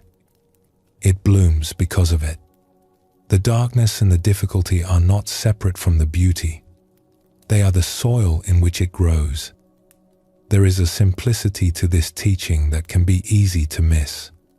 We do not need to go looking for difficulty. Life provides more than enough. But when difficulty finds us, as it always will, we have a choice about how we meet it. We can clench against it and try to push it away. Or we can allow ourselves to be in it, fully, honestly, the way the lotus allows itself to be in the mud, knowing that something in us knows how to grow toward the light. There is something that happens to people when they stop resisting the difficult parts of their lives. Not when they give up or collapse into despair. That is something different. But when they find a way to meet what is hard with a kind of open, unguarded presence. Something softens. Something shines through. You have probably seen this in someone you know. Perhaps it was an elderly relative who, in their later years, became gentler and more radiant than they had ever been when they were younger and busier and more defended. Perhaps it was a friend who went through a very difficult time and came out of it not bitter, but somehow more beautiful, more real, more present. There is a quality that appears in people who have been through the fire of loss and have let it do its work. It is hard to describe, but you know it when you see it. A kind of transparency, as if the layers of pretense and self-protection have been gently burned away, and what remains is something luminous. The Zen tradition has a phrase for this. It speaks of the true face, the face we had before we learned to wear masks. And it teaches that this true face is not something we need to create. It is something that is revealed when the masks are set down. The fire of loss, when met with presence, has a way of helping us set them down. Let us explore a story that carries this teaching beautifully. There was a woman who had a complicated relationship with her father. He was, by all accounts, a formidable man, successful in his work, respected by his colleagues, the kind of person who could fill a room with the force of his personality. He had strong opinions, and he expressed them freely, sometimes more freely than those around him might have wished. But there was something else in him, something quieter, that his daughter had always sensed but had never quite been able to reach. It was as if there were two versions of her father, the one the world saw, who was confident and commanding, and sometimes a little intimidating, and another one who lived somewhere deeper, behind the public face, who was tender and uncertain and full of a love he did not quite know how to express. For most of her life, she had known only the first version. Their conversations tended to stay on the surface. He would share his views on things, and she would listen, and there was a kind of distance between them that neither of them knew how to close. And then he became ill. It was not sudden. It happened gradually, over the course of some months, and as his body slowed and his world grew smaller, something extraordinary began to happen. The layers started to come off. She noticed it first in the way he looked at her. There was a softness in his eyes that she had not seen before, a kind of openness, as if the walls he had spent a lifetime building had quietly begun to dissolve. One afternoon, she was sitting beside his bed, and they were talking in a way they never had before. Not about opinions or projects or the news. About real things. About feelings. About what mattered. She asked him a question that she had always wanted to ask but had never found the courage to. She said, "Of everything you have done in your life, what do you feel was the contribution that mattered most? What made your life feel worthwhile?" She expected him to name one of his professional achievements. He had many to choose from. Awards, recognitions, projects that had been celebrated widely. But he simply smiled, a gentle smile, and he said, very quietly, "You, of course." She sat there, unable to speak. In her entire life, she could not recall hearing words like that from him. Not once. And yet here they were, offered as simply and naturally as if he had been saying them all along. "All the rest of it," he said, looking out the window at the garden, "was just noise, really. You were always the thing that was real." There is something in this story that illuminates a truth the Buddhist teachers have been pointing to for thousands of years. The Buddha said, "In the end, these things matter most. How well did you love? How fully did you live? How deeply did you let go?" And what we see in this father's transformation is a living answer to that question. For most of his life, he had been holding on to his image, his reputation, his way of being in the world. These are not bad things. They are simply the masks that most of us wear to move through our days. But they are masks, and they take energy to maintain, and they keep us at a distance from the people we love. When the masks began to fall away, what was left was not weakness. It was the opposite.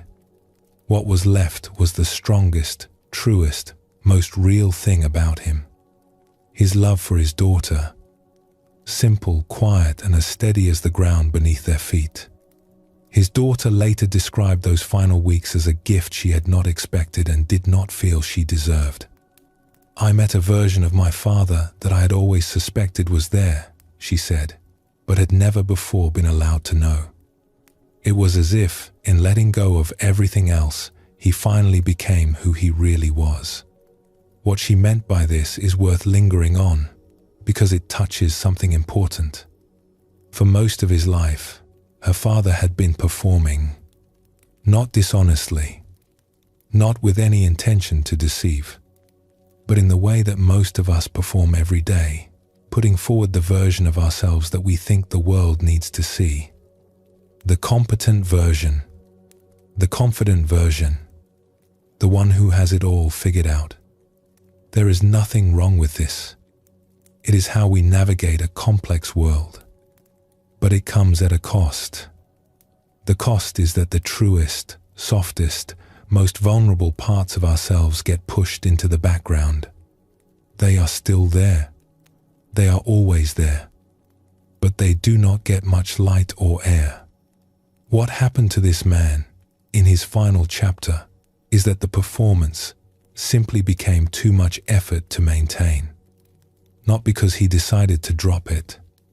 It dropped on its own, the way a tree drops its leaves when autumn comes. It was simply time. And what was revealed beneath, what his daughter saw when she looked into those newly soft eyes, was not weakness. It was beauty. The raw, unadorned beauty of a human heart with nothing left to prove. She said something else that has stayed with many who heard her tell this story. She said, "In those last weeks, my father was more himself than he had ever been. And I realized that I had been waiting my entire life to meet him." This is the fire we are speaking of tonight. Not a destructive fire, not a fire that takes things away for no reason, but a refining fire, a fire that gently warms what is frozen, that melts what has been held too tightly, and reveals what was always underneath. In the ancient traditions, gold was purified by fire. The raw ore, full of impurities, was placed in the flame, and the heat would separate what was precious from what was not. What emerged was pure gold, not something new, something that was always there, hidden within the ore, waiting to be revealed. This is what loss can do for us, when we let it. Not always, not automatically. There is nothing romantic about suffering, and it would be wrong to suggest that pain is always a gift. Sometimes pain is just pain, and what it needs is gentleness and care and rest. But there is a possibility within loss that the Buddhist teachings want us to know about. A possibility that when we stop running from what hurts, when we stop trying to keep everything under control, when we allow ourselves to be softened instead of hardened by what life brings, something luminous begins to shine through the cracks. There is a well-known Zen saying, "The crack is where the light gets in." And this is exactly what we are talking about. The places where we have been broken open are not flaws. They are openings, windows through which a deeper truth can finally be seen and felt. This teaching is not just about the large losses of life. It is also about the small, daily letting go that every day asks of us. The morning that does not go as planned. The conversation that takes an unexpected turn. The small disappointments and the gentle surprises. Each one is an invitation, a very quiet invitation, to practice the same thing, meeting what is here with an open heart.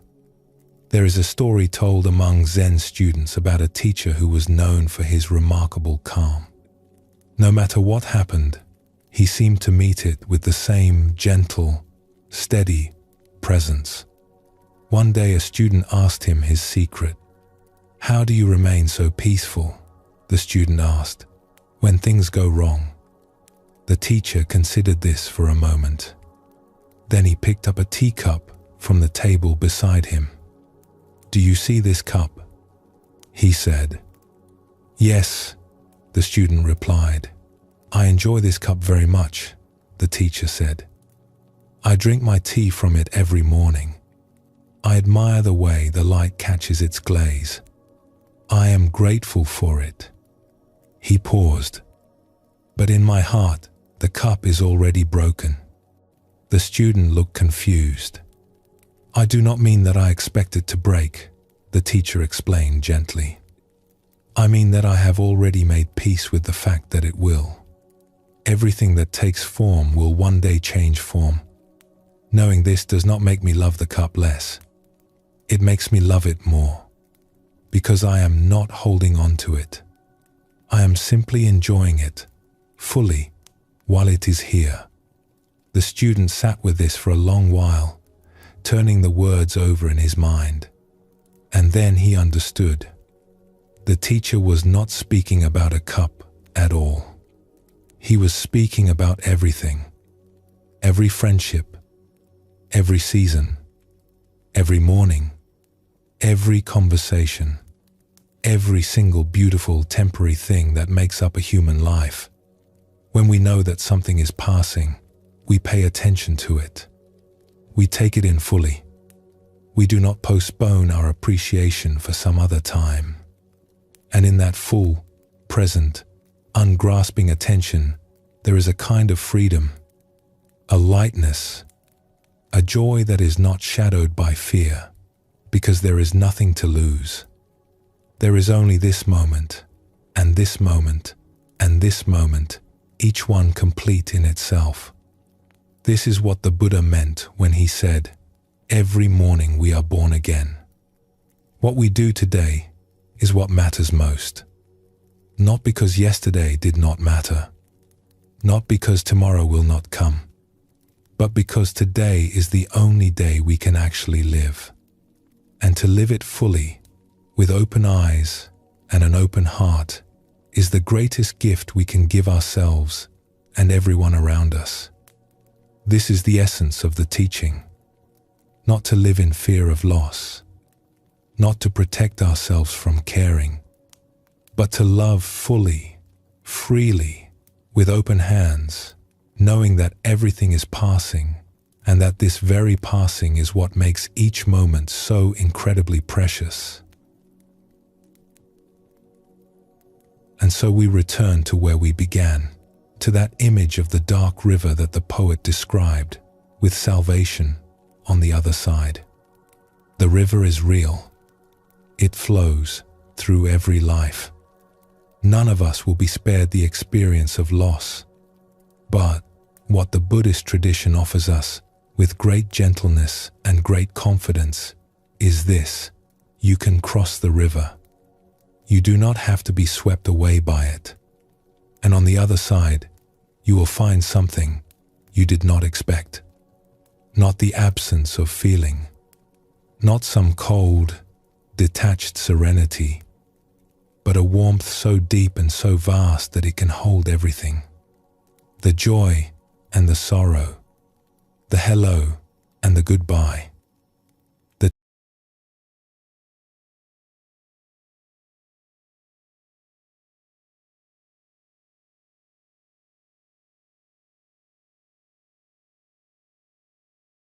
describe this warmth as a great sky. The clouds come and go is less than #0. 5 is greater than some are dark and heavy. Some are light and bright. But the sky itself is never damaged by the clouds. It holds them all, and it remains vast and open and blue behind everything that passes through it. You are that sky. You have always been that sky. The losses are the clouds. They come. They are real. They may be heavy for a time, but they are not the whole of you. They are not even close to the whole of you. This is what the father in our story found in the last light of his days. This is what his daughter received as a gift she will carry for the rest of her life.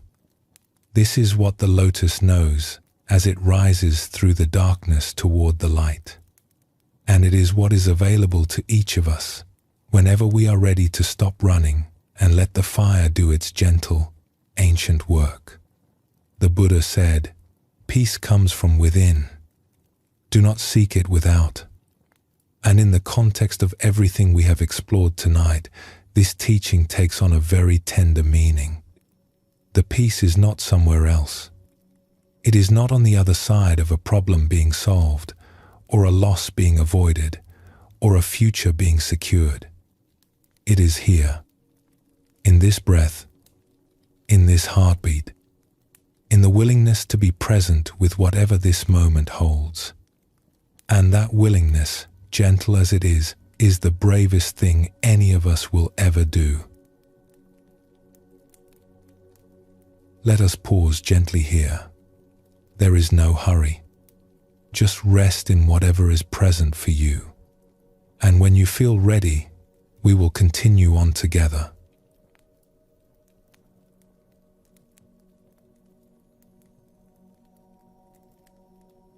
Have you ever watched a small child at the beach trying to hold onto a wave? The water rushes in, all sparkle and foam, and the child bends down and cups their hands around it. They squeeze tight. They try so hard to keep it. And of course the water slips through their fingers every single time. And the child looks at their empty hands with such surprise, as if they truly believed that this time it would stay. We smile when we see this, because we know something the child has not yet learned. Water cannot be held.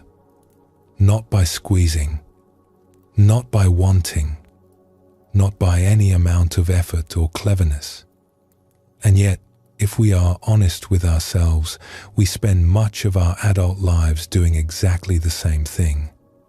trying to hold on to moments that are already passing, trying to keep things from changing, trying to grip the wave. The Buddha saw this very clearly. He said, "You only lose what you cling to, not what you love, not what you enjoy, what you cling to." And the difference between loving something and clinging to it is one of the most important things we can ever learn. There is a deep pattern woven into human nature, and it runs like a current beneath nearly everything we do. When something pleasant happens, we reach for it. We want more of it. We want it to last. And when something unpleasant happens, we push it away. We resist it. We tighten against it. We do whatever we can to make it stop. This pattern is so automatic, so deeply built into us, that most of the time we do not even notice it happening. It is like the hum of a refrigerator in a quiet house. It has been running so long that we have stopped hearing it. But it is there, and it is running all the time. When we get a piece of good news, there is a reaching, a grasping, a desire to lock it in and keep it safe. When we get a piece of difficult news, there is a flinching, a tightening in the belly or the chest, a pulling away. These are not choices we make. They are reflexes. They happen before we have time to think about them. And here is the thing. These reflexes, innocent as they are the root of most of our suffering. Not the events themselves, not the good news or the difficult news, but the grasping and the pushing away, the desperate attempt to control what cannot be controlled. The Buddha called this tanha, which is sometimes translated as craving or thirst. But a gentler way to think of it is simply this. It is the habit of wanting things to be different from the way they are. And it is exhausting. Think about it for a moment. How much of your energy on any given day goes toward wanting things to be different? Wanting the traffic to move faster, wanting the weather to be warmer, wanting the ache in your neck to go away, wanting the person in front of you in line to hurry up, wanting the weekend to come sooner, wanting. None of these individual wants is a problem. They are natural. They are human. But taken together, they create a kind of background tension that we carry with us everywhere. A quiet, constant straining against the way things actually are. And this straining, more than any single event or difficulty, is what wears us down. There is a wonderful old saying, "You can argue with reality as much as you want, but you will lose every time." And this is not a harsh truth. It is actually a freeing one. Because the moment you stop arguing with what is, the moment you set down the fight, something in you exhales. Something relaxes. And you find that you have energy you did not know you had, because you are no longer spending it all on resistance. Let us explore a story that shows this pattern in action.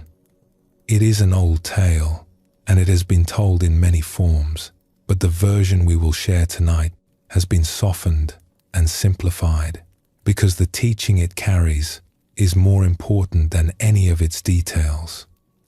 There was once a builder who was working alone on a tall structure high above the ground. He was a careful man, good at his trade, and he had spent the day carrying materials up and down, brick by brick, doing his work with steady hands. When he finished for the day, he discovered that he had a great deal of leftover material on the roof, far too much to carry down by hand. So he devised a plan. He attached a large barrel to a rope that hung over the side of the building, loaded the extra material into the barrel, and then went back down to the ground to lower it gently. Now, here is where the trouble began. The barrel, loaded with all that weight, was much heavier than the builder himself. So when he untied the rope from the ground, instead of lowering the barrel slowly, he found himself being lifted into the air. He was so startled that he gripped the rope tighter. And up he went, rising fast, while the heavy barrel came rushing down. Somewhere in the middle they passed each other. It was not a gentle meeting. When the barrel hit the ground, it broke open and all the weight spilled out. Now the barrel was light and the builder was heavy, so down he came, fast, while the empty barrel shot back up. Again they met in the middle. Again it was not pleasant. He landed hard on the pile of loose material. He was bruised and sore and dazed. And as he lay there, looking up at the empty barrel swinging high above him, he did the one thing that guaranteed the whole cycle would repeat itself. He let go of the rope. The barrel came down once more. Now, this story is not really about a builder or a barrel. It is about what happens when we react to life from a place of panic rather than presence. Think about the builder's experience for a moment. At every stage, he was reacting to the last thing that happened. He gripped the rope because he was startled. He held on because he was afraid. He let go because he was overwhelmed. And each reaction created the next problem, which created the next reaction, which created the next problem, in an endless chain. This is exactly what happens inside us, many times a day, though usually in less dramatic fashion. Something happens that we did not expect. The body tenses. The mind starts spinning. We grab onto a thought, a plan, a strategy, anything to feel like we are in control. And that grabbing creates its own kind of tension, which creates its own kind of problem, which we then try to solve with more grabbing. It is like a person caught in quicksand. The more they struggle, the deeper they sink. Not because the quicksand is malicious. It is just the nature of things. Struggling against what is only pulls.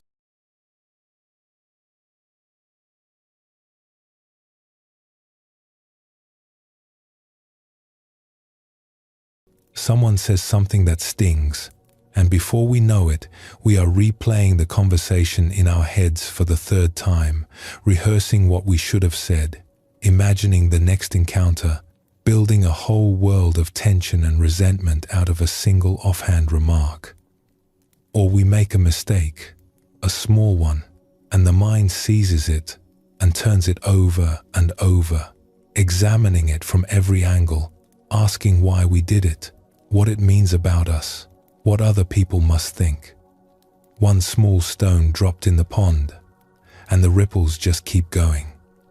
The Zen teachers call this the monkey mind, the mind that swings from branch to branch, never resting, always reaching for the next thing, always reacting to the last thing. It is not that the monkey is bad. The monkey is just afraid. And when we are afraid, we grip. But here is the gentle truth that the Buddhist teachings offer us. We do not have to keep riding the rope. We can step off the cycle, not by forcing ourselves to let go, because as we have seen, forced letting go often just creates more chaos, but by something much simpler and much kinder, by noticing.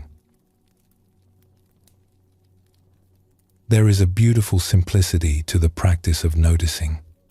It does not require strength or willpower or years of training. It just requires a moment of honesty. A moment where, instead of reacting to what is happening, we pause and notice that we are reacting. Oh, I am gripping. Oh, my shoulders are up around my ears. Oh, my mind is spinning through all the things that could go wrong. Oh, I am trying to control something that cannot be controlled. Just that. Just noticing. And in that noticing, something remarkable happens. The chain reaction slows down. Not because we forced it to stop, but because awareness itself has a quality of spaciousness. When we notice that we are gripping, there is a little bit of space between us and the gripping. We are no longer completely lost in it. We are watching it. And in that watching, the grip naturally begins to soften. The Buddha described this with great simplicity. He said, "Nothing can harm you as much as your own thoughts unguarded. Nothing can help you as much as your own thoughts when watched." And by watched, he did not mean analyzed or judged or fought with. He meant simply seen, noticed, held in gentle awareness. There is a world of difference between thinking, "I am afraid," and noticing, "Oh, fear is here." The first one traps you inside the fear. The second one gives you room to breathe. It is like the difference between being caught in a rainstorm and watching a rainstorm from a window. In both cases, the rain is real. But in one case, you are soaked and cold and miserable, and in the other, you are warm and dry and perhaps even enjoying the beauty of the rain. This does not mean we stand at a cold distance from our feelings. Not at all. We feel them fully. But we feel them with awareness, and that awareness is like the window.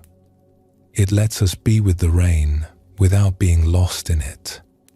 There is a verse from the Buddhist tradition that says, "Feelings come and go like clouds in a windy sky. Conscious breathing is my anchor." And this is a lovely way to think about it. The feelings are the clouds. They come and they go. Some are light, some are heavy, some are beautiful, some are dark.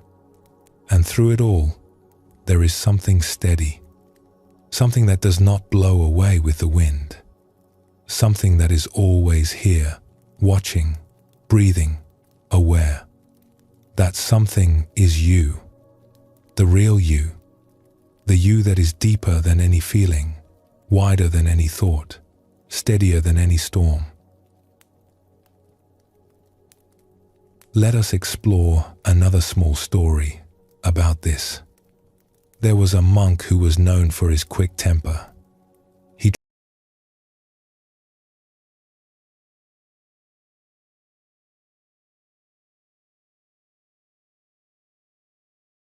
A door left open, a meal served late, a student who asked the same question twice. One day, after a particularly sharp outburst, he went to his teacher and confessed that he was failing. "I have been meditating for years," he said, "and I still cannot control my anger. What am I doing wrong?" His teacher looked at him kindly and said, "You are trying to control your anger. That is what you are doing wrong." The monk was confused.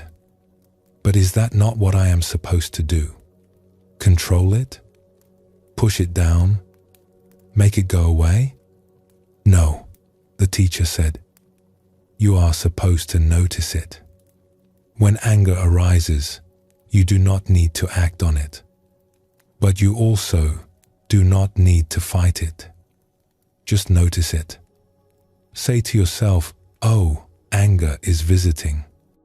And then see what happens." "That is all?" the monk asked, doubtful. "That is all," the teacher said. "But that is everything." The monk tried this, and at first it did not seem to work. The anger still came. It still felt hot and urgent and real. But he noticed something subtle. When he simply acknowledged the anger without grabbing onto it or pushing it away, it behaved differently. It would arise, burn for a moment, and then, like a wave reaching the shore, it would begin to recede. On its own. without his having to do anything. Over time, the monk found that his temper did not exactly disappear. It still visited, but the visits became shorter because he was no longer adding fuel to the fire. He was no longer gripping the anger and shaking it and saying, "Why are you here? Go away." He was simply letting it be, with a kind of gentle curiosity, the way you might watch a rainstorm from the shelter of a porch. "The anger taught me something," he told his teacher later. "It taught me that I do not have to be at war with myself.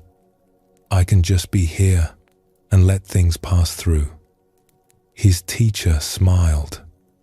"Now you are beginning to understand." This is one of the kindest teachings in all of Buddhism, that we do not need to be perfect. We do not need to have everything under control. We do not need to have conquered all our difficult feelings before we can find peace. We just need to be willing. There is a phrase that one of the old teachers used that has stayed with many who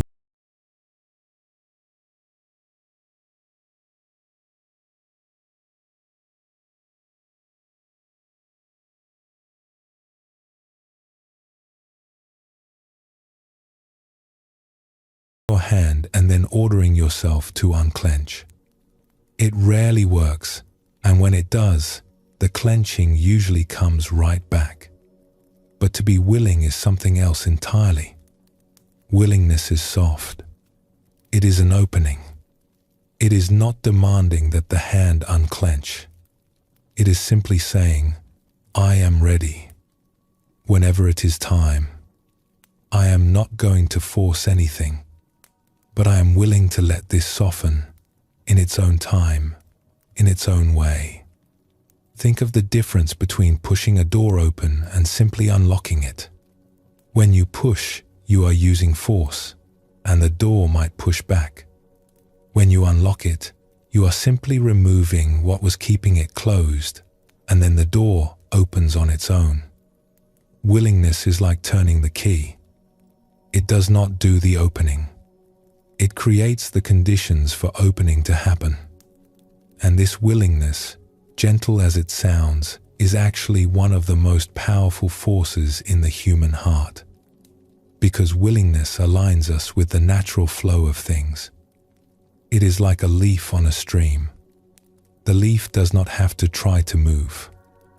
It just has to stop resisting, and the water does the rest. There is a story about a Zen student who asked his teacher, "How long will it take me to find peace?" The teacher said, "If you try hard, it will take a very long time. And if I try very, very hard?" The student asked. "Then it will take even longer," the teacher replied. The student was puzzled. "But surely the more effort I put in, the faster I will arrive." "No," the teacher said gently, "because what you are looking for is not at the end of effort. It is at the end of striving. It is what is already here when you stop trying so hard to get somewhere else." This is one of the sweetest paradoxes of the spiritual path. The peace we are seeking is not something we achieve through effort. It is something that reveals itself when we relax our effort. When we stop running and let ourselves arrive where we already are. The whole of the spiritual path, one wise teacher once said, is just letting go and letting go. Not once. Not in one grand, heroic gesture. But again and again and again. Each moment, each day, each time we notice ourselves gripping, we gently, kindly, patiently let go one more time. Not because we have to, because we are willing. And in that willingness, there is a freedom that is sweeter than anything we could have held on to. As the Buddha gently reminded his students, in the end, only 3 things matter: how much you loved, how gently you lived, and how gracefully you let go of things not meant for you. The letting go is not a single event. It is a way of living, a way of holding each day with open hands, the way you might hold a butterfly, firm enough to feel its wings, gentle enough to let it fly. Let us pause here for a moment. Let your body settle. Let your thoughts be still. And when you feel ready, we will continue on together.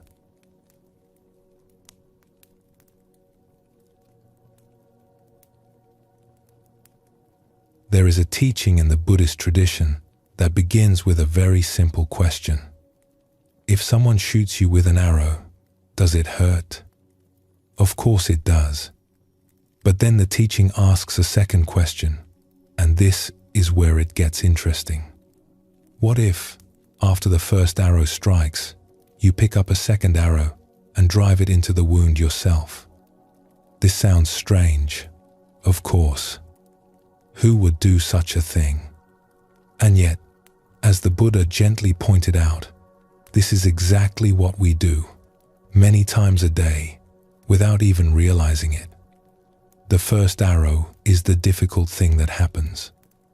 The pain, the discomfort, the unwelcome news, the body not working the way we wish it would. This first arrow is part of being alive. It comes with the territory of having a body, of being human in a world that does not always bend to our wishes. But the second arrow is the one we add ourselves, and it is the one that causes the deeper ache. Let us sit with this teaching for a while, because it holds a great deal of gentleness within it, even though it begins with the image of an arrow. Imagine a very ordinary moment. You wake up in the morning and your body does not feel quite right. Perhaps there is a heaviness or a stiffness or a familiar ache that has been visiting for some time. This is the first arrow. It is simply what is happening. Sensations in the body. Unpleasant, yes. Unwelcome, certainly. But just sensations. Now, watch what the mind does next. Almost before you have finished noticing the sensations, the mind begins to tell a story about them. It might say, "This is never going to go away," or "This is going to get worse," or "I will not be able to do the things I love," or perhaps, and this one is very common, "Something is wrong with me. I must have done something to deserve this." These thoughts arrive so quickly, so automatically, that we rarely question them. They feel like facts, but they are not facts. They are stories. They are the second arrow. And unlike the first arrow, which we did not choose, the second arrow is one we can learn to recognize and, very gently, set down. This is not about pretending the body feels fine when it does not. It is not about forcing a smile when you are hurting. It is about noticing the difference between what is actually happening in this moment and what the mind is adding on top of it. Because often, what the mind adds is far heavier than the original experience. There is a woman who wrote a book about living with long-term illness. She had fallen sick and, after many months, had come to accept that she might not recover in the way she had hoped. Her body had changed, and it was not going to change back. At first, as you might expect, she struggled against this. She fought it. She searched for cures and strategies and explanations. She blamed herself. She blamed her habits. She lay awake at night constructing elaborate plans for how she would get better, and when the plans did not work, she constructed new plans, and when those did not work, she fell into despair. But then, slowly, something else began to happen. She began to notice the weather. Not the weather outside, though that was part of it too, She began to notice the weather of her own body. The way sensations would blow in like a gust of wind, strong and sharp, and then, if she waited, blow through and pass on. The way a morning of heaviness could give way to an afternoon of lightness. The way pain was not one solid, unchanging thing, but a constantly shifting pattern, like clouds moving across a wide sky. She described it this way: I used to think of my illness as a wall, something solid and permanent that was blocking my path. But when I started paying closer attention, I realized it was more like weather. It kept changing. There were storms, yes, but there were also clear skies, and the storms never lasted forever. This shift, from seeing her experience as a wall to seeing it as weather, changed everything for her. Not because the difficult days stopped coming. They did not. But because she stopped bracing against them as if they would last forever. She learned to ride them, the way a small boat rides the waves, knowing that the sea is always moving, always changing, and that no single wave is the whole ocean. She wrote about a particular afternoon that helped her understand this. She had been having a difficult morning. The heaviness was strong, and she had been lying on the couch, feeling the weight of it, when she noticed something. For just a moment, a brief moment, the heaviness lifted. Not entirely, but enough that she could feel a different quality in her body. Something lighter, something almost pleasant, and then it shifted again, and again. It was like watching clouds, she wrote. I had always thought of my experience as one long grey sky, but when I really looked, I could see the clouds were moving. Some were dark and heavy, some were thin and light, and between them there were patches of blue. I had just never noticed before, because I was so focused on the grey. This is a small thing, and yet it is not small at all. Because when we can see the patches of blue, when we can feel the moments of lightness between the moments of heaviness, something loosens in us. The experience is no longer solid. It is no longer a wall. It is weather, and weather, by its very nature, passes. There is something very liberating in this understanding. When we are in the middle of difficulty, especially physical difficulty, it is so easy to believe that this is how things are and how they will always be. The mind solidifies the experience. It takes a constellation of changing sensations, some pressing, some burning, some tingling, some aching, all of them in motion, all of them shifting from moment to moment, and it wraps them up in a single word: pain. And once that word is applied, something happens. The living, moving, breathing experience becomes a thing. A fixed, solid, immovable thing. And it is much harder to be at peace with a thing than it is to be at peace with weather. The Buddha understood this deeply. He taught that one of the great sources of suffering is our tendency to solidify experience, to take what is flowing and make it fixed, to take what is changing and tell ourselves it is permanent. And he offered a very simple, very gentle way out, to look more closely, to bring a kind of curious, friendly attention to what is actually happening, moment by moment, and to notice that it is never quite what we thought it was. If you have ever sat very still and paid careful attention to a sensation in your body, you may have noticed this for yourself. What seemed like one solid feeling turns out to be many small feelings, all moving and changing. There is pressing and then releasing, warmth and then coolness, tightness and then softening. It is like watching a kaleidoscope. The pattern is always turning, And there is a kind of rest in this, a kind of peace. Because when you are resting in the changing flow of experience, rather than bracing against a fixed idea of pain, the body relaxes, the mind quiets, and the experience, though it may still be unpleasant, becomes workable. It becomes something you can be with, rather than something you are fighting. But there is another layer to the second arrow that we should speak about, because it is one of the most tender and important parts of this teaching. And it has to do with how we treat ourselves when our bodies are struggling. When we are not feeling well, most of us, somewhere deep inside, begin to blame ourselves. We may not say it out loud. We may not even be fully aware of it.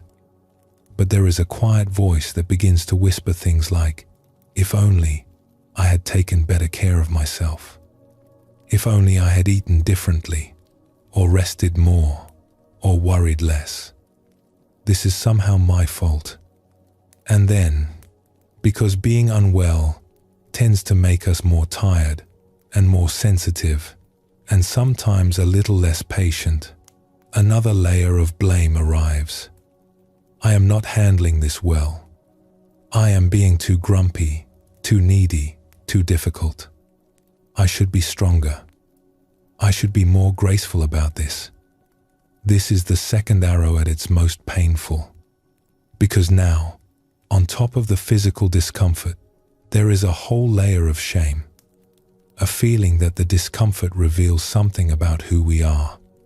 That it means we are flawed, or weak, or not enough. The Buddha saw this pattern clearly, and he spoke about it with great compassion.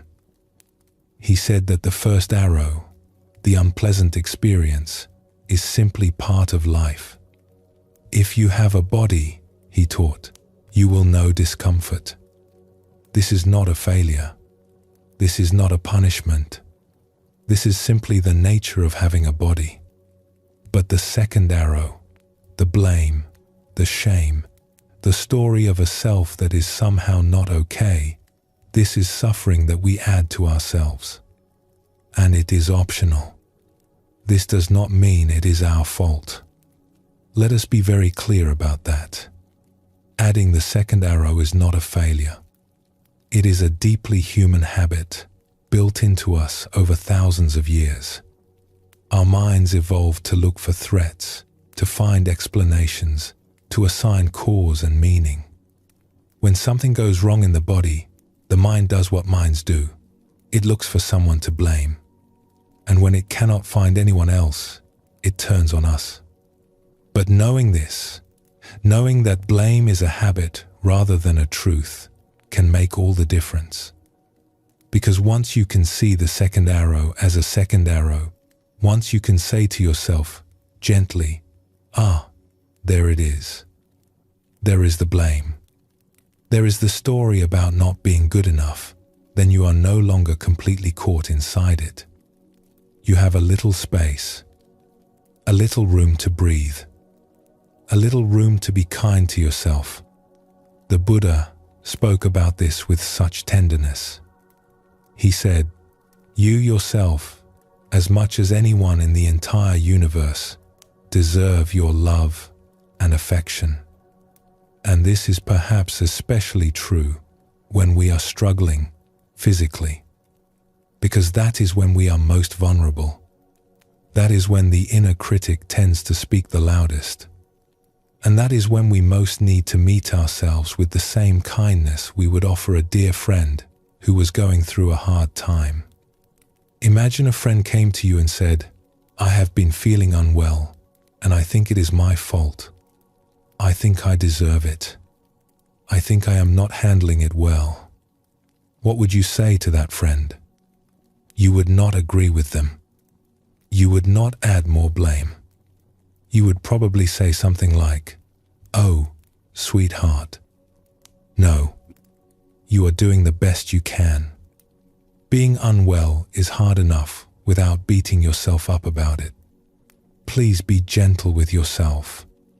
This is what we are invited to say to ourselves, not just once, but as many times as we need to hear it. Let us explore a story about this kindness. There was a traveler who had been walking for many days through countryside and forest and over gentle hills. She was carrying a heavy pack, much heavier than she needed, because she had been adding things to it along the way. A stone here for something she regretted. A stone there for something she feared. A stone for each time she felt she had fallen short. By now, the pack was so heavy that every step was an effort, and the journey that had once felt like an adventure had become a trial. One evening, she came to a small inn at the edge of a village, and she sat down on the porch, exhausted. An old woman who ran the inn brought her a cup of tea and sat down beside her. "That is a very heavy pack," the old woman said, nodding at it. "It is," the traveler agreed, "and it gets heavier every day." "What is in it?" the old woman asked. The traveler hesitated. Then she said, "Stones, mostly." "Stones?" The old woman raised her eyebrows. "Why are you carrying stones?" "Because I picked them up along the way." Each one seemed important at the time. Each one felt like something I needed to carry. The old woman nodded slowly. She had seen many travelers come through with heavy packs. "May I ask you something?" she said. "Of course. If you set the pack down right here, right now, just for the length of time it takes to drink this tea, what is the worst thing that could happen?" The traveler thought about this. She looked at the pack. She looked at the tea. And then, very slowly, she shrugged the pack off her shoulders and set it on the ground beside her. The feeling was immediate. Her shoulders rose. Her back straightened.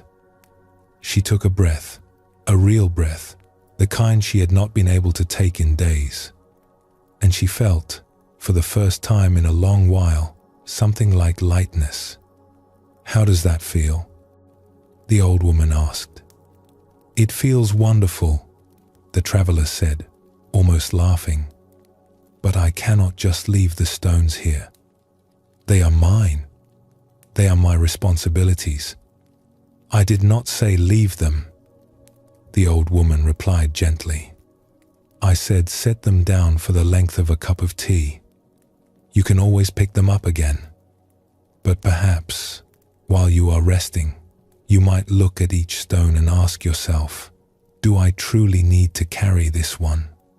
Is it helping me on my journey? Or is it just making the road harder?"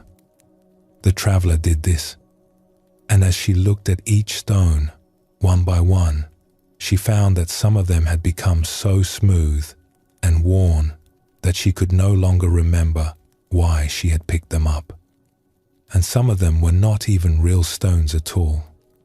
They were worries about things that had never happened, blame for things that were never her fault, expectations she had placed on herself that no one else had asked of her. By the time she finished her tea, the pack was much lighter. Not empty. Some stones were worth carrying, but many were not, and the difference was remarkable. She thanked the old woman and continued on her way, and the road, which had felt so hard just an hour before, now felt almost pleasant under her feet. The trees were greener than she remembered. The air was sweeter. Her legs, though tired, moved with a lightness that surprised her. And the interesting thing was, the road had not changed at all. It was the same road, with the same hills and the same stones. What had changed was what she was carrying over it. There is a Zen teaching that goes like this: the obstacle is not the mountain. The obstacle is the idea that the mountain should not be there. When we apply this to the body, something tender emerges. The body will have its difficulties. This is part of the contract of being alive. But so much of our suffering comes not from the difficulties themselves, but from the idea that they should not be happening. That we should be healthier, stronger, younger, more energetic.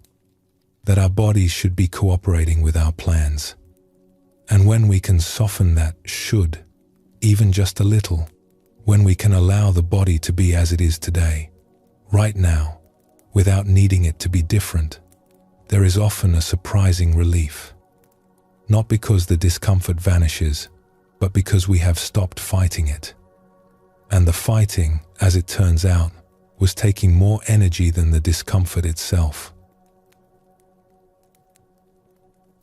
This is what becoming aware of the second arrow can feel like. Not a dramatic transformation, not a miracle cure, just a quiet unburdening, a setting down of what was never ours to carry in the first place. There is a Zen verse that says, "Let go or be dragged." And while that sounds a bit forceful for our purposes tonight, there is a sweetness beneath it. It is not a command. It is an observation. When we hold on to what is heavy, we get pulled along by it. When we set it down, we are free to walk at our own pace, to feel the ground beneath our feet, to notice the light through the trees. The body will do what the body does. It will have its seasons, just like the earth. Some seasons will be warm and easy, and some will be cold and hard. We cannot control the weather, but we can choose what we carry through it. And if we can learn, even a little, to stop adding the second arrow, to stop piling stones of blame and fear and shame on top of what is already difficult, we may discover something surprising, that even in the midst of a storm, there is a place within us that is calm, a place where the weather does not reach, a place that the old teachers call our true nature, and that is always, always available to us. Not because we earned it, not because we meditated for long enough or suffered in the right way, but because it is who we are, beneath all the stories, beneath all the stones. It is who we have always been. Let us rest here softly. Let your body be at ease. And when you are ready, we will walk on together for the final part of our journey.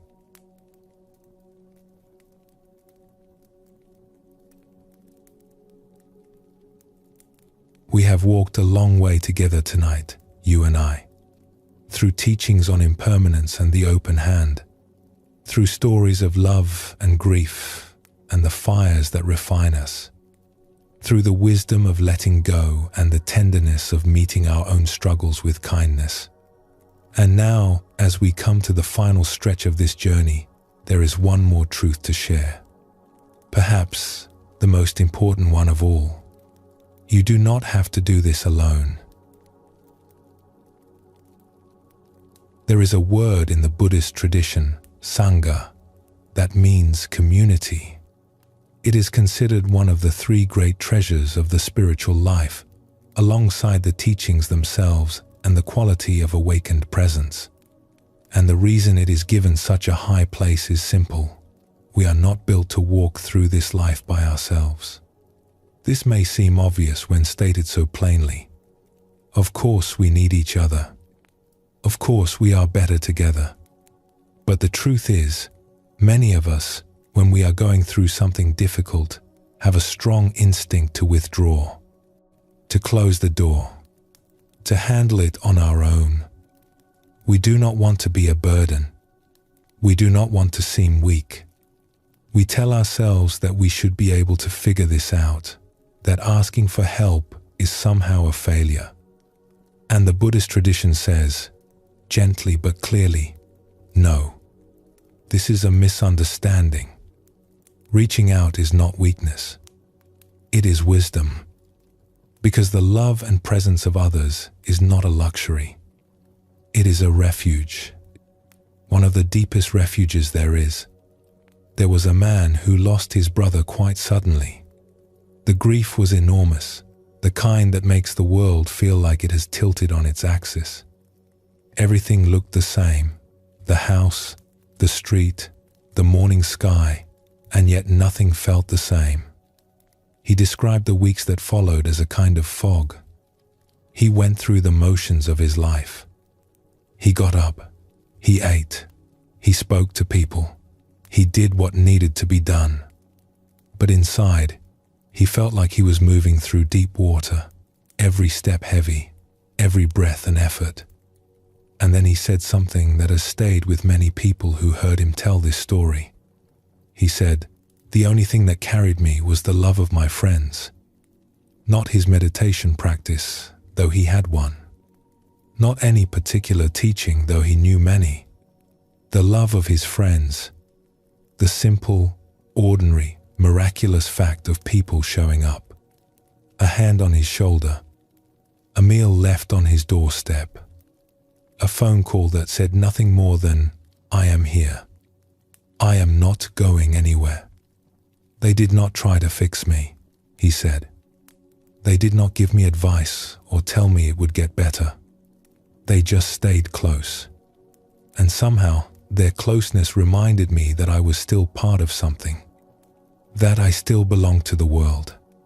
That the connection I thought I had lost when my brother left was actually everywhere, in every person who cared enough to show up. This is something that the modern world, with all its emphasis on independence and self-reliance, sometimes forgets.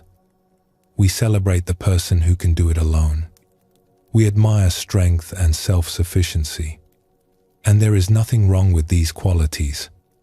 But they can become a kind of armor that keeps the very thing we need most from reaching us. There is a Zen saying, "If you want to travel fast, go alone. If you want to travel far, go together." And the journey through loss, through grief, through any of the great difficulties of a human life, is a journey that requires going far. It requires endurance and patience and the kind of strength that is renewed, not depleted, by the presence of others. Think about the simplest expression of human comfort. A hand on a shoulder.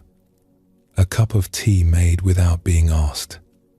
The sound of someone breathing beside you in a dark room. These things do not solve anything. They do not make the difficulty go away. But they do something that may be even more important.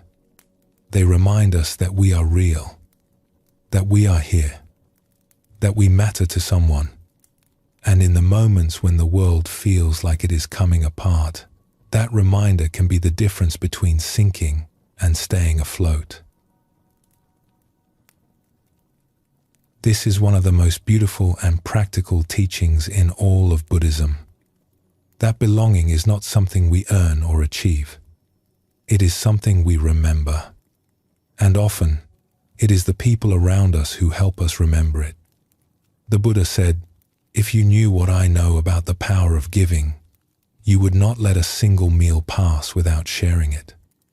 And while he was speaking about generosity, there is something even deeper in those words. He was speaking about the nature of connection itself, about the way that giving and receiving weave us into a fabric that is stronger than any single thread. When we share a meal with someone, we are not just exchanging food. We are saying, without words, "You are part of my circle. You belong here. I see you." And when someone shares a meal with us, especially when we are hurting, especially when we feel alone, it is as if the whole universe is gently tapping us on the shoulder and saying, "You have not been forgotten." There is a woman who knew she was nearing the end of her life. She had been ill for a long time, and she had made her peace with what was coming, as much as anyone can. But she told a friend that what allowed her to find that peace was not any single teaching or practice. It was the community around her. "I could not have done this alone," she said. "The fear would have swallowed me. But every time I sat with my friends, every time someone held my hand or simply sat beside me in silence, the fear became smaller. Not because it went away, but because the space around it got bigger. There was room for the fear, and room for the love, and room for everything else. And the room was made of people.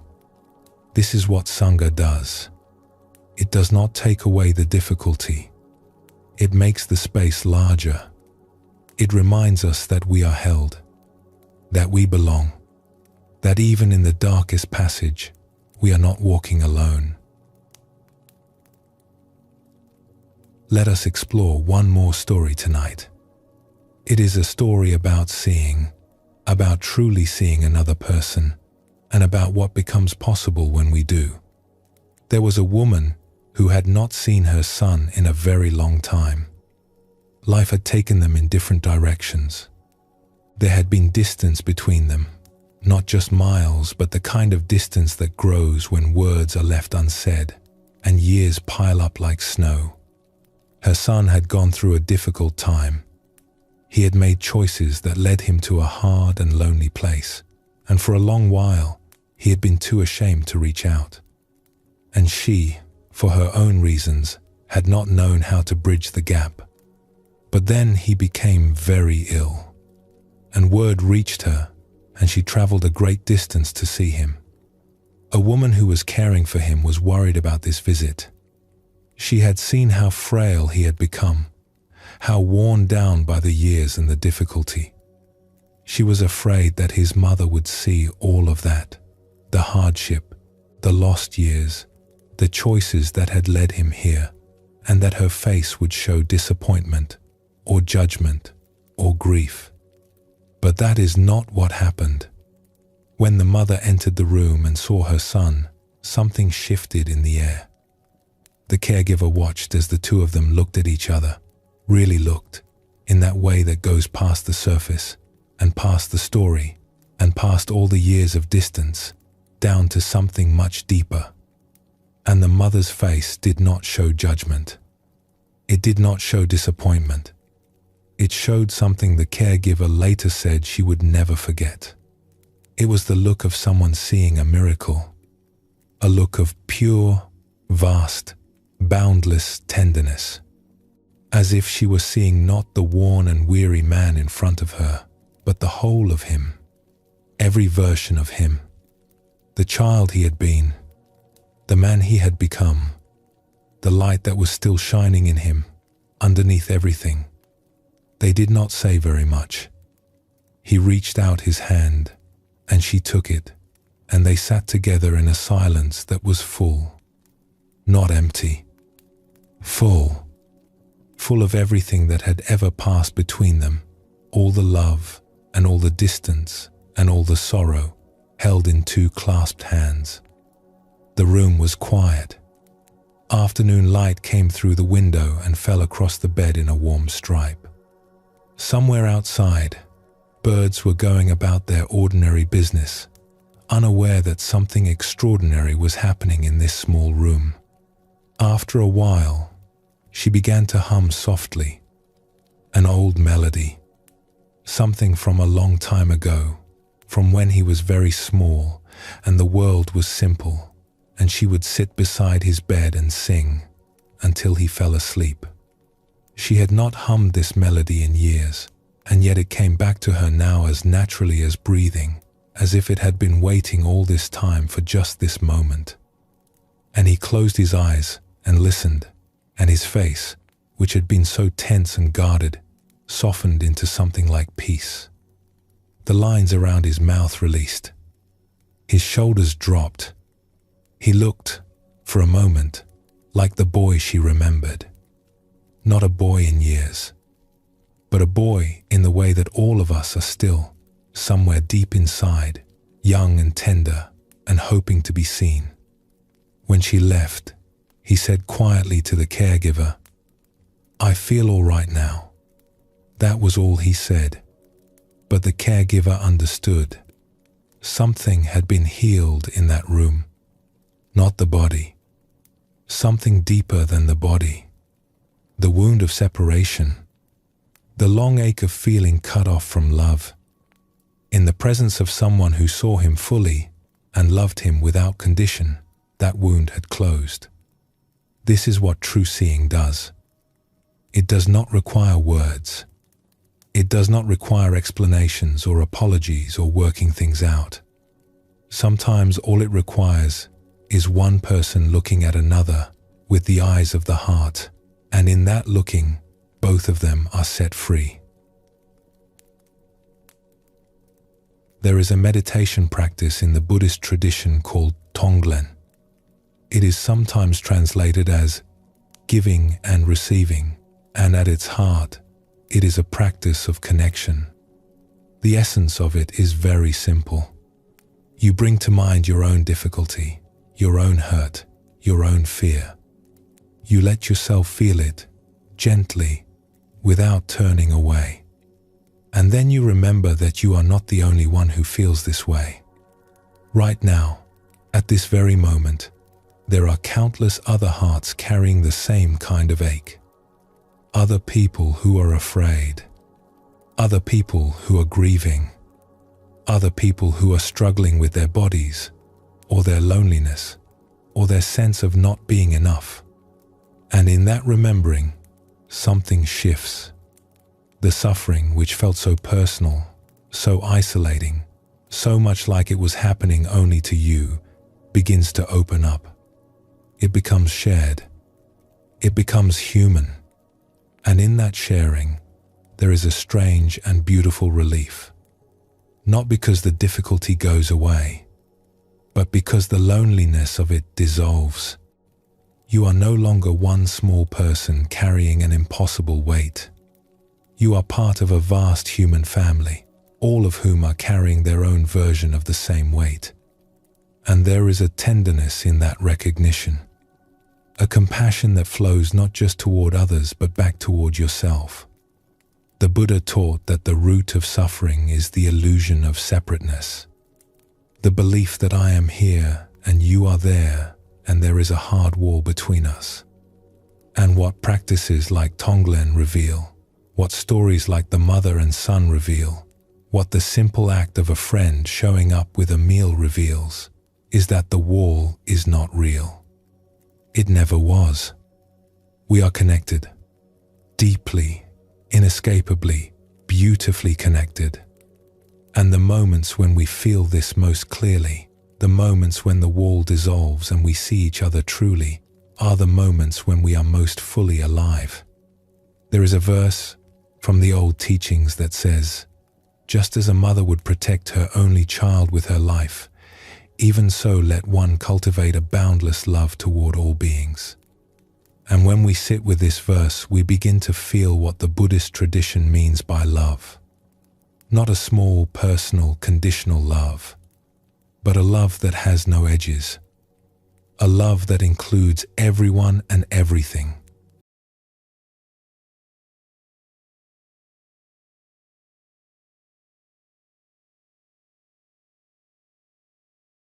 Not just personal affection, though that was part of it.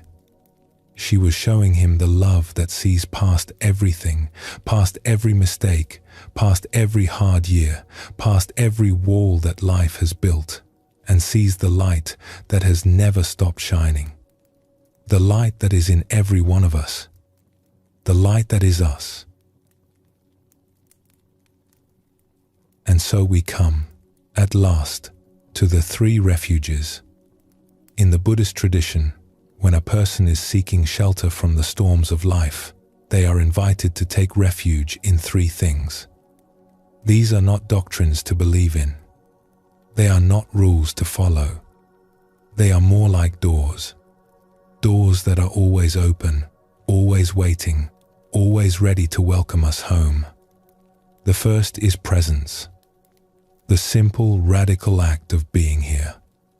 Not lost in the past, not spinning into the future, but right here, in this breath, in this moment, in this body, in this room. Presence is the ground we stand on. It is the one thing that is always available, no matter what is happening around us or within us. And when we rest in it, even for a moment, we find that it can hold far more than we thought possible. It can hold joy. It can hold sorrow. It can hold fear and peace at the same time. It is vast enough for all of it. The second is love. Not love as a feeling that comes and goes, though it is that too, but love as a quality of the heart that is always present, even when we cannot feel it. Love as our nature, the way warmth is the nature of fire and wetness is the nature of water. We do not have to create love. We only have to stop blocking it. And when we let it flows toward everything, toward ourselves, toward others, toward the whole aching, beautiful world. This is the love the mother showed her son. This is the love the friends showed the grieving man. This is the love that the wife discovered at the bedside of her husband. It is always here. It is always available. It does not run out. The third is awareness itself. That vast, open, luminous quality that is always here, behind and beneath all of our experiences. The sky behind the clouds, the silence beneath the noise, the stillness at the center of the storm. This awareness is not something we achieve. It is something we are, and it cannot be damaged by anything that happens to us. It cannot be diminished by loss or sickness or sorrow. It is, as the old teachers say, our true home. The place we return to again and again, no matter how far we have wandered. Presence, love, awareness. These are the three refuges, and they are not somewhere else. They are not something you have to go looking for. They are here. They have always been here, as close as your own heartbeat, as near as your next breath. There is a beautiful verse that captures the spirit of everything we have explored together tonight. It says that to live in this world, truly live, you must be able to do three things. To love what is here, even though it is passing. To hold it close, with everything you have, knowing that your very life depends on this willingness to love. And when the time comes to let it go, to let it go. This is the whole teaching. This is the whole path. Love and let go. Love and let go. Again and again, with courage and tenderness and an open heart. You have been doing this your whole life, whether you knew it or not. Every breath you take is a tiny act of receiving and releasing. Every day that dawns is a gift you accept, and every evening that falls is a letting go. You are already practicing. You have always been practicing. And the peace that this practice leads to is not something far away or hard to reach. It is something that is here, right now, in the quiet of this moment, in the gentle rise and fall of your breathing, in the warmth of your own living heart. You belong to this life. You belong to this moment. You belong to each other and to the vast, tender, shimmering web of existence that holds us all. And that belonging is not something you can lose. It is not something that can be taken from you. It is who you are. Rest in that tonight. Let it hold you. Let it carry you. You are home. Let us take one last gentle breath together here. Feel the stillness. Feel the warmth. And when you are ready, we will close our evening together.